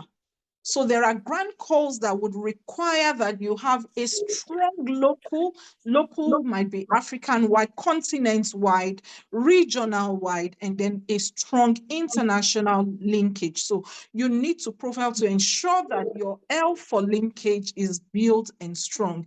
And then you look at E. E, I have said, is explore. Explore new horizons around your research construct. Expand your network. Expand your network and enjoy your work. So for me, profiling runs through this and more. And for profiling for research grants, we need to focus on these subjects. Now, looking at the fact that you are profiling as researchers, you need to get an account with the Web of Science. You need to have an account with the Web of Science, with Scopus, with Google Scholar, ResearchGate, academia. A lot of research accounts that you need to get. And you need to also use Schemago and others to build up your profile and then publish in high impact journals. I think I have said that at the beginning. Okay, so this helps to build our profile while you are working towards grantsmanship. Now, how do you understand the difference between grantsmanship and grant writing in research funding. The focus of grantsmanship is on the strategic approach to securing funding, while grant writing is that technical skill that is involved in crafting a proposal. Okay, so you need a lot of grantsmanship to be able to write grant. That means that you are strategic. The last speaker was intentional when Professor Amina was intentional when she spoke about grantsmanship, that someone already profiles the grants calls that a certain organization may have and their possible topics and possible clips of conceptual concept notes that would be presented. So that's being intentional about grantsmanship. And that strategic approach varies from one researcher to the other. While the grant writing is basically the skill, the technical skill of crafting proposals. So successful researchers master both the grantsmanship and the grant writing because they are crucial, because understanding the priorities of the agencies that give the call or the grant helps you to build solid profiles for excellent grantsmanship. Now, there are certain problems that are critical that makes us need to understand the importance of aligning with funders' priorities. If you have sat on funding reviews, you will find that a good percentage of the proposals are not aligned. A good percentage of the proposals are not aligned. And those are some of the first points where they are able to disaggregate and pull out the funding, the submissions, the grant call submissions that do not align. So you need to increase your chance of success. You have to again and over focus on the research goals of the funder. What are their, and the research goals of the funder might not be static. So what they focus on this year might be different from their interest and objective next year or in the previous year. But for every grant call, to submit successful proposals, you need to focus on their interest and demonstrate clear relevance and potential impact of your proposal. What clear impact would your proposal have in relation to their interest, the funder's interest, and the funder's objective? Now, how do you develop a funding strategy? I'm building that through 3 points: aligning with your research funders' interest, building relationship with potential funders, and crafting a compelling proposal narrative. The first point has been presented adequately. The first and second point have been presented adequately by all the previous presenters. And I'd like to focus on crafting a compelling proposal narrative. Now, this for me lays to bear the art, the science, and the art of writing. It brings to bear the science and the arts of writing, because to craft a compelling proposal requires engaging narratives with effective communication. It involves a lot of critical thinking. You cannot craft a compelling proposal or proposal narrative without being very critical in your thinking, without being creative. So those are the 2 C's for me: be critical, engaging critical thinking, and being creative. Now, without engaging essential critical thinking skills of scientific writing and the creativity of research writing, you cannot craft a compelling proposal narrative that the clients cannot, the funding organization would accept. Now, how do successful applicants behave? How do successful applicants behave? Next slide, please.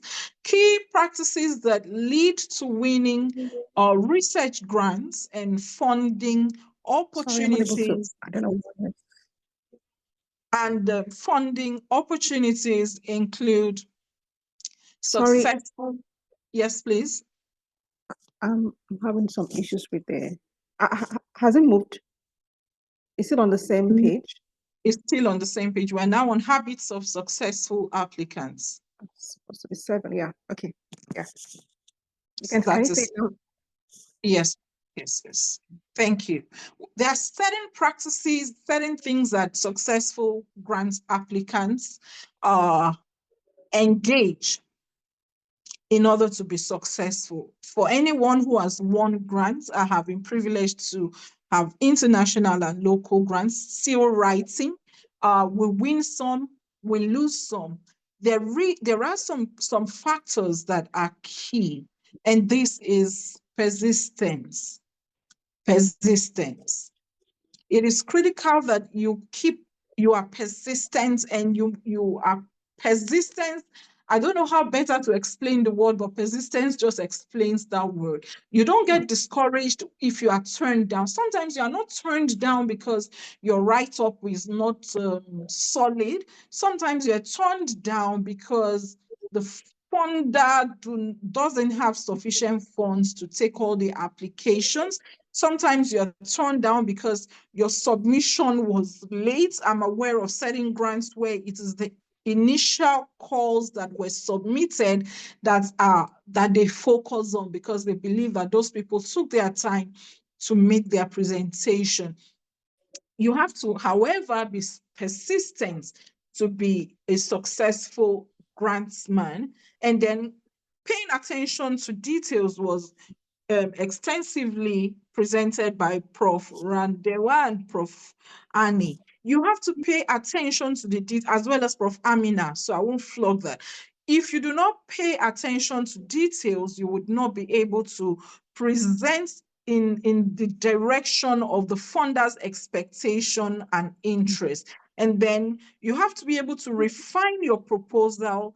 And if you, for any reason, whenever you are turned down, try as much as possible to write the funder, to seek feedbacks, to improve your chances of securing the funding. And so it doesn't end when, for instance, you are turned down or your application, your grants application is turned down.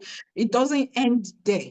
It doesn't end there at all. You are expected to write and seek feedback from the grants, the funding agents, to know how to better make your presentation in future calls. Are there pitfalls in grants application? Some of these pitfalls have been presented by my colleagues, and failing to follow guidelines is a major feedback. Exceeding word limits. In fact, some of the initial criteria they use in picking is to see if you exceeded the word limit or you stayed within word limits or page limits. Sometimes the funder gives formatting requirements. You do not have to overlook them.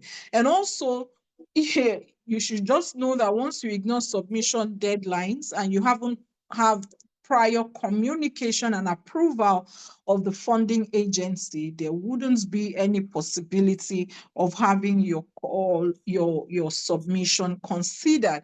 Clarity is another very important issue in writing successful grants. If your budget estimate, I'm sure Prof. Lewa had already explored on this. Your budget has to be defined. Prof. Amina also said that for your budget, you have to tie to specific activities, objectives of the project. And then where your methodology is not succinctly written, inadequate methodology, vague objectives and goals are also pitfalls to avoid in grantsmanship. I hope I've been able to spend just 10 minutes. I will just go back to the first slide on profiling. profiling, because it's the bane of successful grantsmanship. I'll run through it again. Publish in high impact journals. And when you publish, make sure to be visible.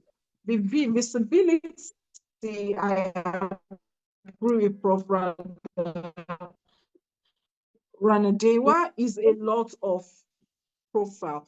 Your LinkedIn or visibility on research gates and all. Your research has to be on topics that or funding agencies are willing to explore. Your objectives have to be clear. You have to also draw up focus for certain seasons, and your impact must be visible. Build your local and international linkages, explore, expand, and enjoy.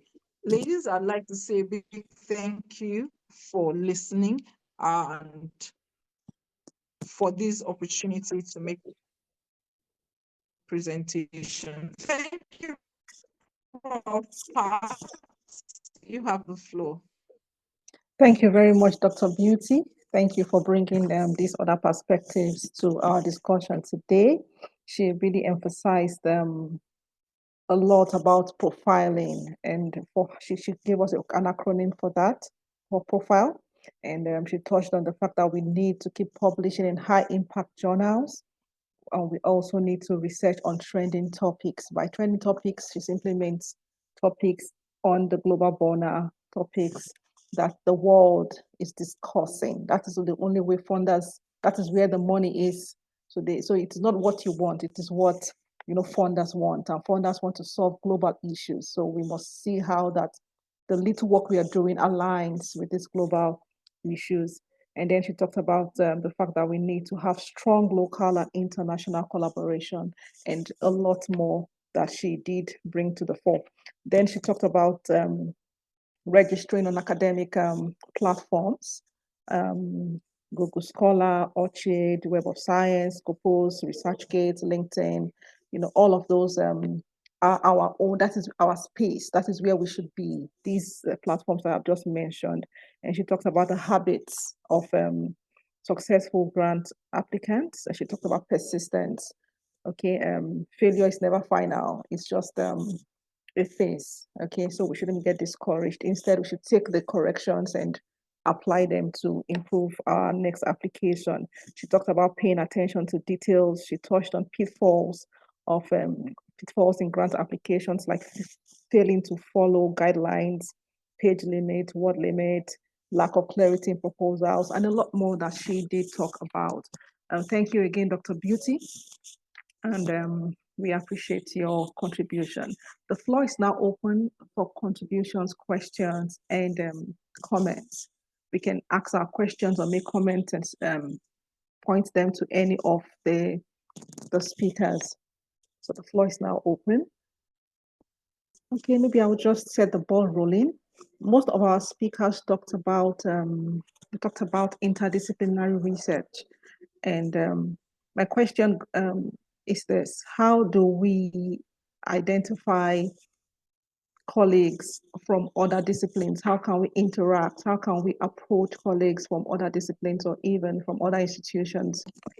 My question is, how do we identify colleagues that have a multidisciplinary research that can be of benefit to our grant proposals? So my question is to any of the presenters, any of the speakers rather.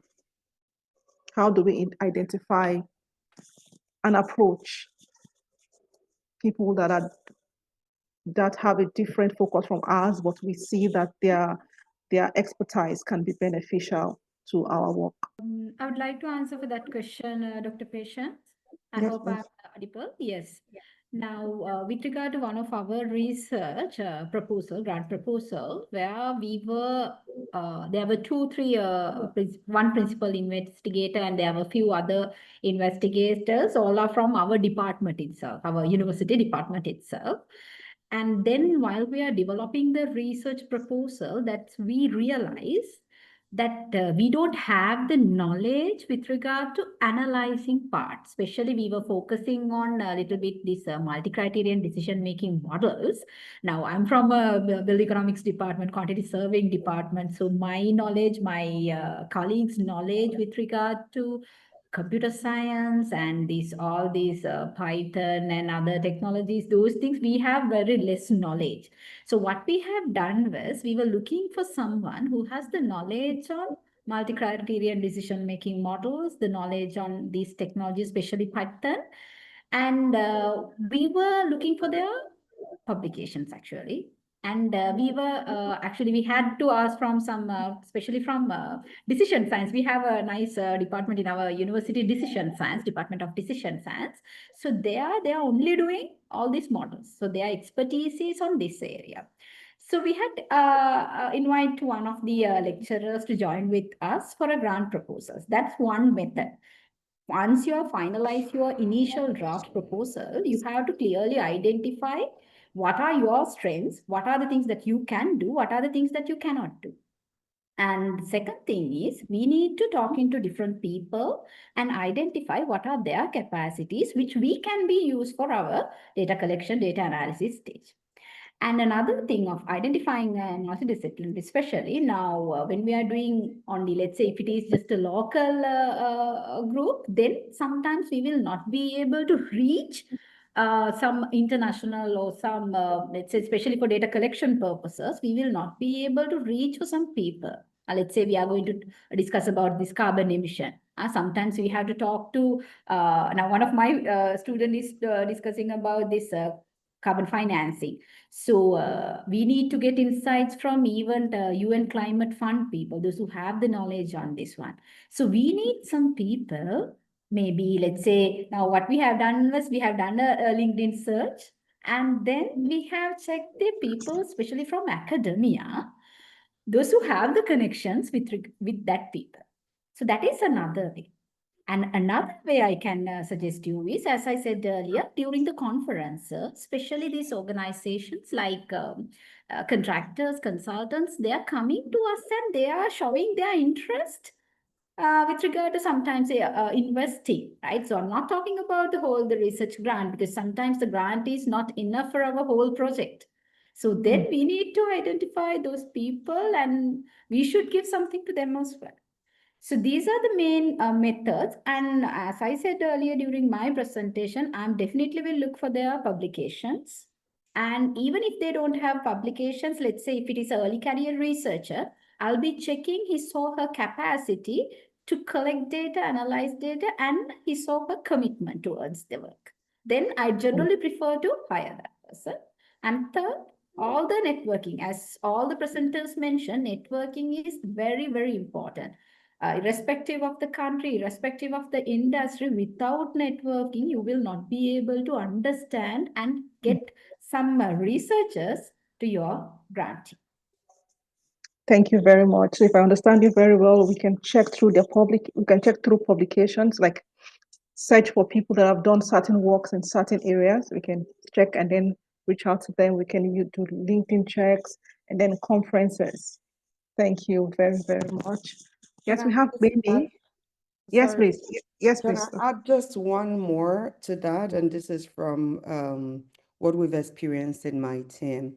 If you have built a relationship with the funder, if it's a proposal to a funding agency that has funded to you before, it is always nice to reach out to your project officer, or even if it's a new proposal, there's always a number. If you need clarifications and information, they include a number or an email.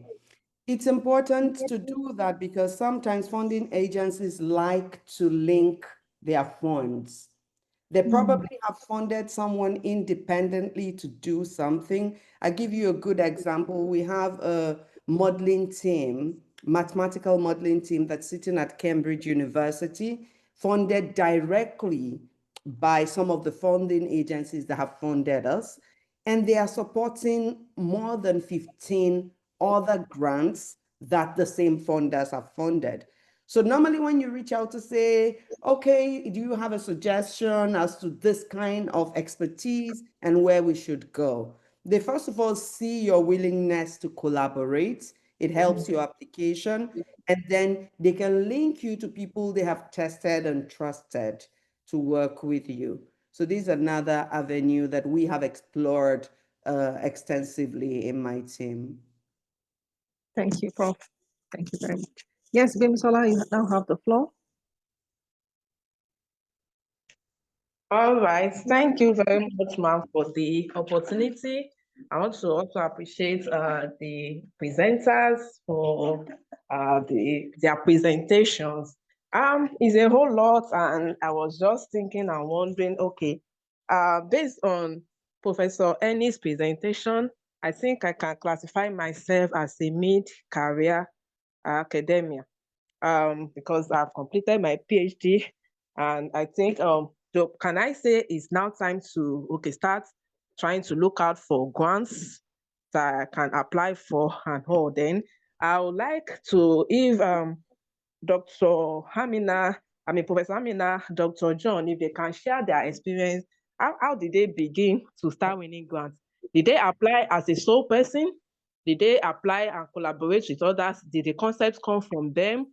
Or they were called to join a team? How do one begin? Because this has been what has been bothering me. How do one begin? And based on Professor Amina's during our presentation, she mentioned that okay, all these grants funders, one can prepare an Excel sheet, try to staple them, put the durations, the time for the call and all. And while Dr. Beauty was presenting, she said, this call changes, their focus changes. Sometimes, it might change. But then if you have already put the schedule and say, okay, this particular funding agency, this is what you focus on. And they are trying to prepare a proposal, a concept that will suit that. And the next year, when they are bringing out this call, they try to change. Then one would kind of be disoriented.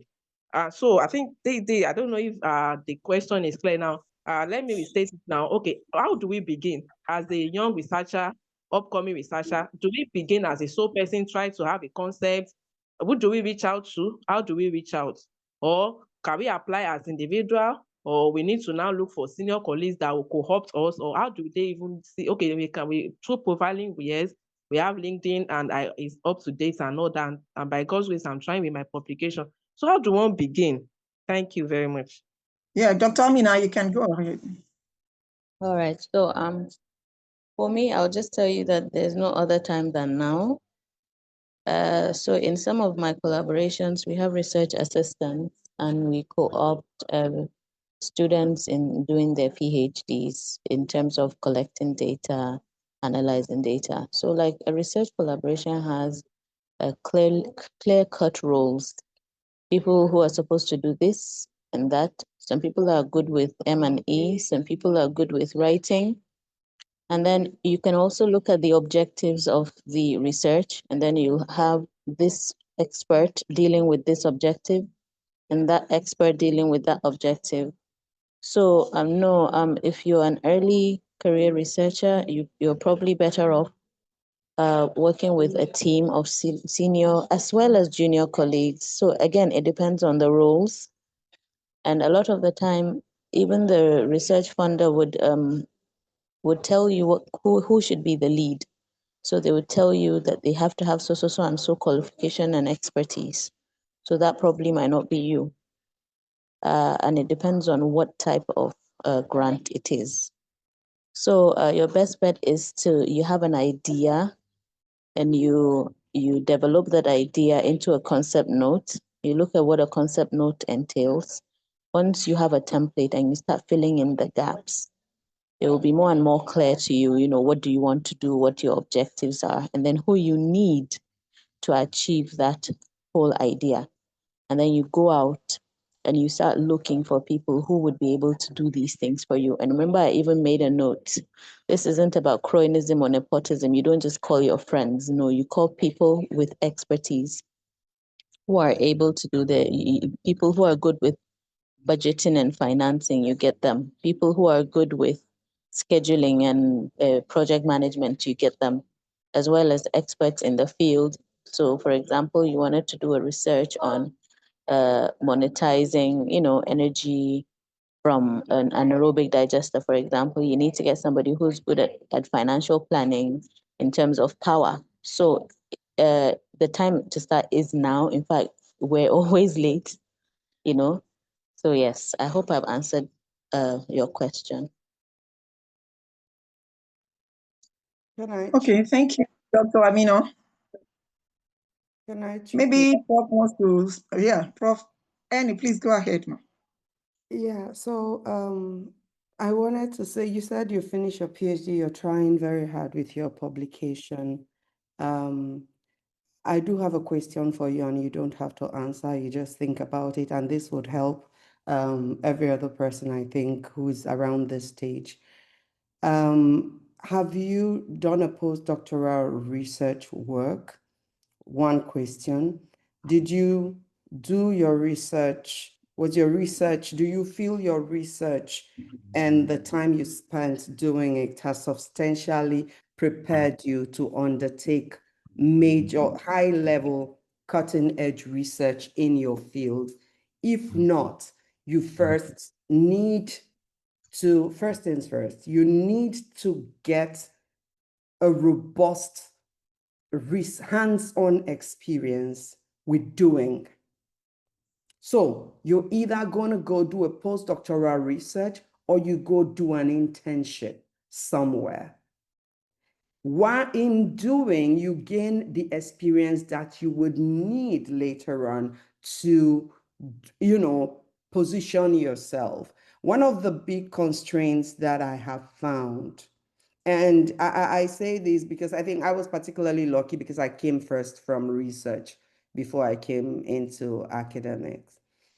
I've seen a lot of brilliant academics bake on the squat.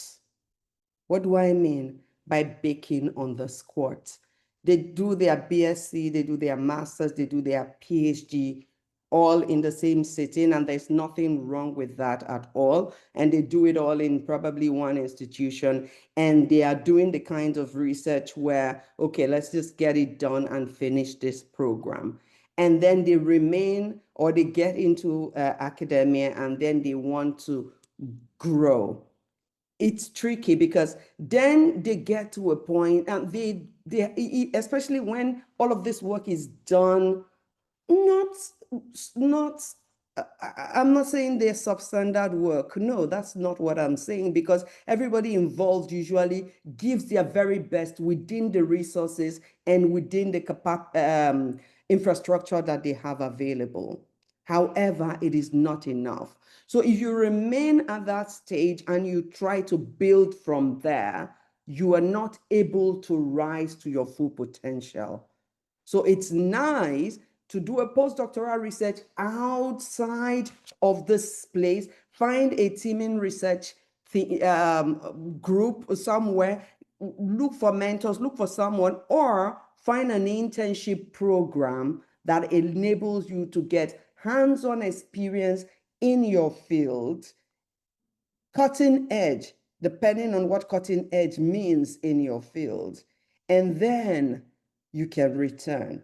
And then you can begin to talk about research grants. Postdoctoral research requires you to also apply and all of that. But it is very critical that you get some actual practice experience in whatever field it is before you try to get research grants and all. That way you don't get to a point and you stall and bake on the squat. Thank you. Thank you. Thank you very much, ma. Thank you very, very much, ma.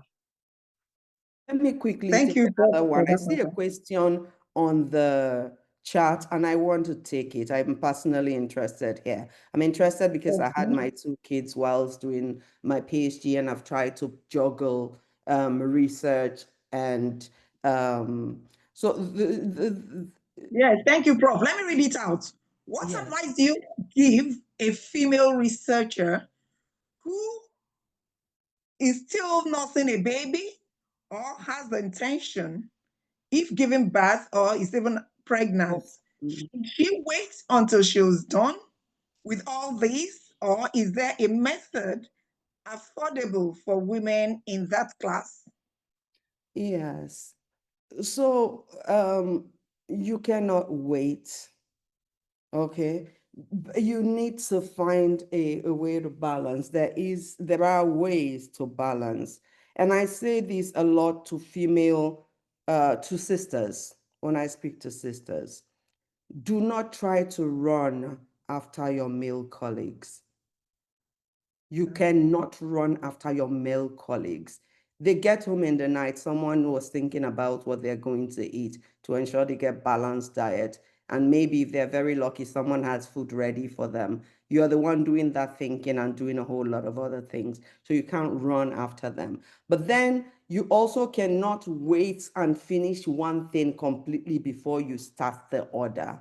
All right. So you have to find a way to balance. And I like that in Africa, we have this wonderful social support system, family support system, where you can have the kids, they're doing some things, maybe you get some support and you can also continue to do some things. For me, the way it worked for me, I had my daughters whilst I was doing my PhD. My daughter was in the field. My daughter was in farms in another country from the age of, I think she was 6 months. And again, a year and 3 months. So you have to balance, right? That's one. You have to find some support that allows you to do some things, but also know that there is a hierarchy in these things. Prioritize correctly. Family is important. It comes first above that career. There are other things up and down this chain, but family is definitely above your career. Some organizations are very particular about supporting women in your category. Award that I've spoken about, and there are many organizations like that. If you're an award fellow, you have a baby, they pay your ticket for the nanny, for the baby, and yourself to go for meetings. There are organizations that do that. You cannot wait. And then as you're hoping to have children, or they are little and all of that, what I used to do was take the calendar of my children, especially when they grew up a bit and they were going to school, and look at what holidays are there and all of that, and try to schedule things around that so that around those periods I'm freed up to spend maximum time with them. When they're on midterm breaks, when they're on holiday, I plan things away from those.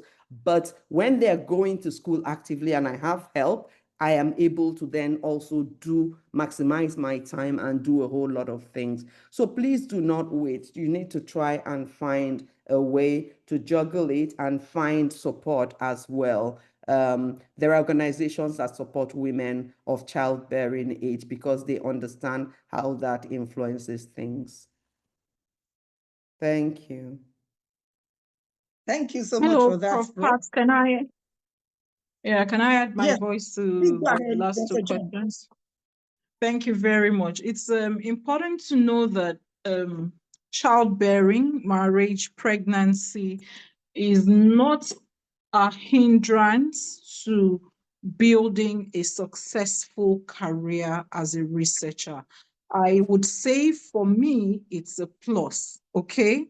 Now, you would find out that recently, research is, grants organizations would require a certain percentage of women to be in your team before they can consider that team. And once you don't have either majority or a good number, they call it gender balance, in responding to that grant call, it won't be given. So that's to say that you are important in research teams, in funding opportunities. You are important. So for me, I would say, look out what works for you while you're doing the PhD, the postdoc, and writing publications, profiling, and being visible. What works for you?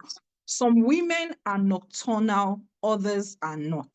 So for me, while I was having children, juggling through PhD publications and grants writing, what works for me is that I'm nocturnal. So while I prioritize work and taking care of the children, while it is in the dead of the night, I sit down and take 3-4 hours to do real research before I nap off.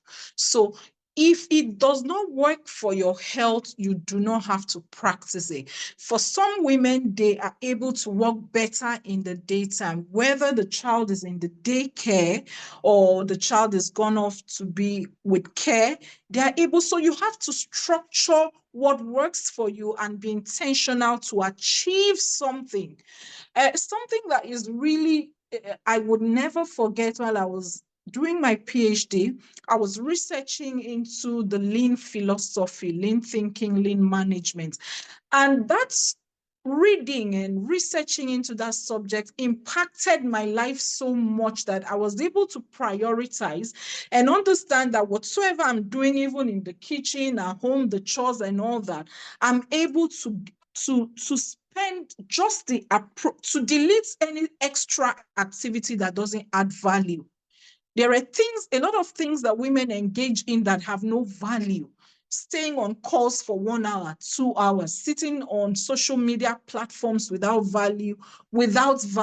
Please note, because with profiling, you need to really be on sometimes on the social media to do things, but just idling away time. So you are able to extract everything, sit down, analyze yourself. What steals my time? Because you really have to optimize in those within that stage of marriage, childbirthing, pregnancy, and child upbringing. Understand what works for you and sit down and optimize. Put in the lean philosophy into your daily life and weed off every activity that wastes your time, whatsoever it is, that wastes your time and does not add value. That friend that would just come and while away 4 hours, 4 solid research hours, 4 solid, just look for a way to optimize and become a better you. So it does not interfere. You are not in competition with anyone. You are just you. And then with your goals clearly written and your time properly structured, you would surely be able to meet up. Then I'll quickly take Dr. Ogbemisola's question on where do you start. Start where you are. Understand that there is a tutelage process. There is a tutelage process for you to enter into excellent grantsmanship. So please look out for people who will not talk you down because you're a woman, criticize you, weigh you down, and make you feel less than who you are. Align with them and intern with them. It might be an official interning, it might be unofficial. Sit down, take off some tasks off them. Ask them how you can do it. Women, I have some of the best women who mentored me after my PhD. She's an international professor today. She's out of the country and doing big things all over the world. I was able to sit with her and see, how do you do this? How do you do this? And some of my international linkages today are from her. They're able to see, okay, you are interested, you're forward looking, and they're able to say, okay, they will just do an email linking you, introducing you to postdoc opportunities and partners all over the world. So do not be afraid. Don't think that, oh, she's my mate. If whoever is ahead of you is ahead of you.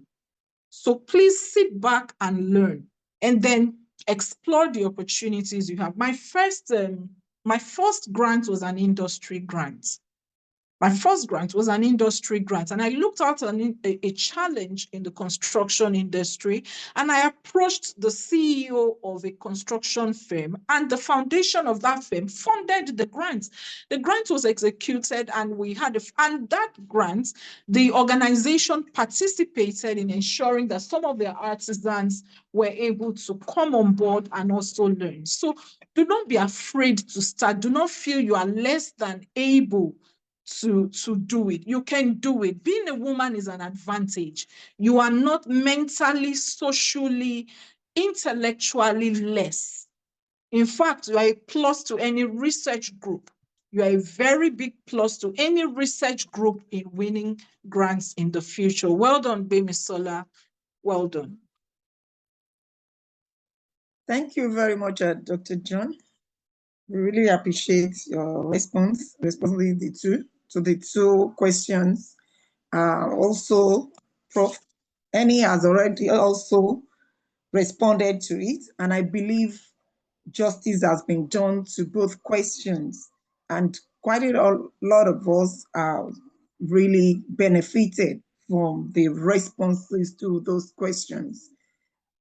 I don't know if we have any other person who intends to ask any question or any further comments from our panelists. I don't know if Dr. Rawani is still Renajawa is still on. Do you have any contributions? Actually, I'm also agree with whatever the things that the presenters have highlighted. As the previous presenter mentioned, I'm also from following the lean philosophy. Of course, I'm trying my best to prioritize my work. Otherwise, it's very difficult for us to handle and the balancing. So, as she correctly mentioned, of course, we have to identify a time to work. Now, I believe I just finished my PhD only 5-6 years. I don't know whether I'm early career or I'm mid career, but anyway, just 5 years after completing my PhD. But still, I have involved with many things, not only in the university, but even in the industry. I have working in some projects. So finding time is the biggest deal, but I'm always trying my best to follow the lean philosophy because I take it as a way of life where I try my best to remove whatever the unnecessary things and otherwise balancing family and the industry and the university and writing all grants, papers, it will be a very big headache, I'll say, because we have to identify and we have to think this as a passion. Don't think it as a big problem. Oh, now I need to write papers. Don't take it as a problem because enjoy it. Nowadays, of course, I'm enjoying a lot while writing with my students because if I found a very good, passionate one, I'm really happy to work with. So that is also a small suggestion when it comes to finding your team. Try to find the people who are passionate. So then the work is not going to be that difficult one. And as the question posed in the chat box, yes, irrespective of you being a mother or let's say expecting woman, so don't think it as a problem. It is a gift that the God is given to us. So we have to believe in ourselves and think that you all can do everything. So you have to have the courage and you have to believe in yourself. I'm saying when it comes to writing papers, writing proposals, if you can find your productive time and if you can include, let's say, maximum of 2 to 3 hours per day is so sufficient. So finding 2 hours, I don't think it's a very big deal for anyone. So because of that, try your best to prioritize your work, right? That's the most important thing. And accordingly, have your management plan. Myself also, I'm having a very good supervisor, one of my mentors, one of my supervisors. So my senior professor, so she's always advising me, okay, no, you better forget about this one, now focus on this one. So likewise, I'm always getting some insights from her when I'm going to start working. Because sometimes it's very difficult for us to prioritize the things by ourselves, especially if you are an early career researcher. So get a help from a good mentor. So then you can streamline the process. You can prioritize your processes as well. Thank you very much. Same thing everyone is saying, everyone pointing to the same direction. Get a good help, prioritize your time and your work, leave out whatever, delete extra activities. Whatever is not allowing you, is not giving you value, delete them. Sit down and analyze yourself. Whatever is stealing your time, remove it. Remove every activity that wastes your time, that doesn't give you value. Get help. Collaborate. And remember, it's been said that there's tutelage in even trying to get grants. So seek help, collaborate, get those who will put you through step by step, and then you will be there. I want to believe that we have all benefited immensely from this webinar. I think Dr. Patience has been cut off somehow, but she's busy. And I will just say that we have come to the end of yet another interesting edition of our webinar. Okay, Dr. Path is here. Maybe she will want to chip in some things before I do the vote of thanks. Over to you, Dr. Path. No, it's fine. It's fine. Carry on. Do the vote of thanks and then we close with thanks. Yeah, thank you. Okay, thank you. Welcome back. So, as a vote of thanks, we want to appreciate God for yet another successful and impactful webinar. We want to appreciate our guest speaker, Professor Eni, Dr. Angela. Thank you so much. Very impactful, comprehensive presentation there. You walk us through. We also thank our panelists, starting with Dr. Amina Batagarawa. Apologies if I didn't pronounce it well. Thank you so much for sharing your knowledge, your experience with us. We appreciate Dr. Thararuza Ranadewa.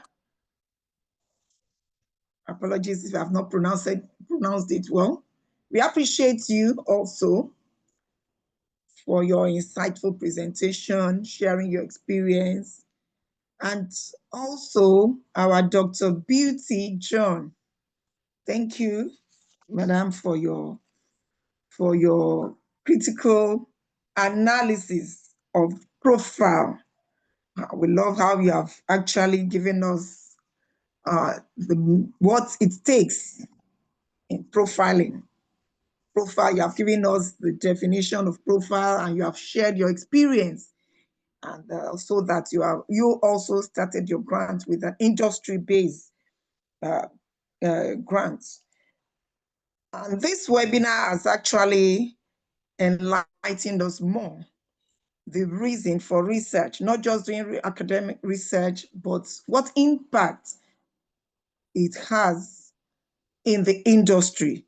And I'm sure everyone here present has been blessed. So I want to appreciate the organizers too, especially the convener, Dr. Path. I will always appreciate you for what you're doing and everyone behind the scene organizing this. Thank you very much. That's every month we're coming up. As we're thanking God, we're thanking you too. We thank everyone. And also, we cannot leave out all our participants, those who have taken time out to always be with us, to share knowledge from the depth and wealth of those who are experienced that we are bringing on board. We appreciate you for learning. And we also want to remind you that it is not just learning. We want you to put them into practice. And it's been said, the best time is now. We all just have to start now to put up your, you start writing and to have your publications done. So without much ado, we want to close and we pray that God will keep us till next month again, when we will also be here every last Tuesday of the month. We are here. So thank you, everyone. Over to you, Dr. Pat. Thank you, Curious Esther, for the vote of thanks. And thank you, everyone, for staying till the end. Special thanks to our presenters. It was a great learning and sharing experience. It was enlightening, thought-provoking, touching on many things, particularly how we can, there are no superstars at these things, but we can start from somewhere and giving us encouraging words that it is possible and it is doable. So again, we are thankful to all of you, Mars, for the sacrifice of your time. And we do hope that you will oblige us whenever we reach out to you, probably one-on-one, yes, to make certain clarifications. We would really appreciate that. Thank you very much. And to the rest of us, thank you again for staying till the end. And like I've always said, in consistency lies the power. So we need to do these things again and again before we can become proficient at what we do. So we look forward to seeing you again next month. We will share the topic of our next webinar on our channels and our platforms, and we hope to see you again. So do enjoy the rest of your day. Bye-bye. God bless you. We have some of the slides already, and we will share on our platform. Yes, we'll share them on our platform. And when the video recording is ready, I'll also share via our WhatsApp platform. Thank you again, and do enjoy the rest of your day. God bless you all. Amen. Thank you. Thank you all. Thank you, everyone. Thank you.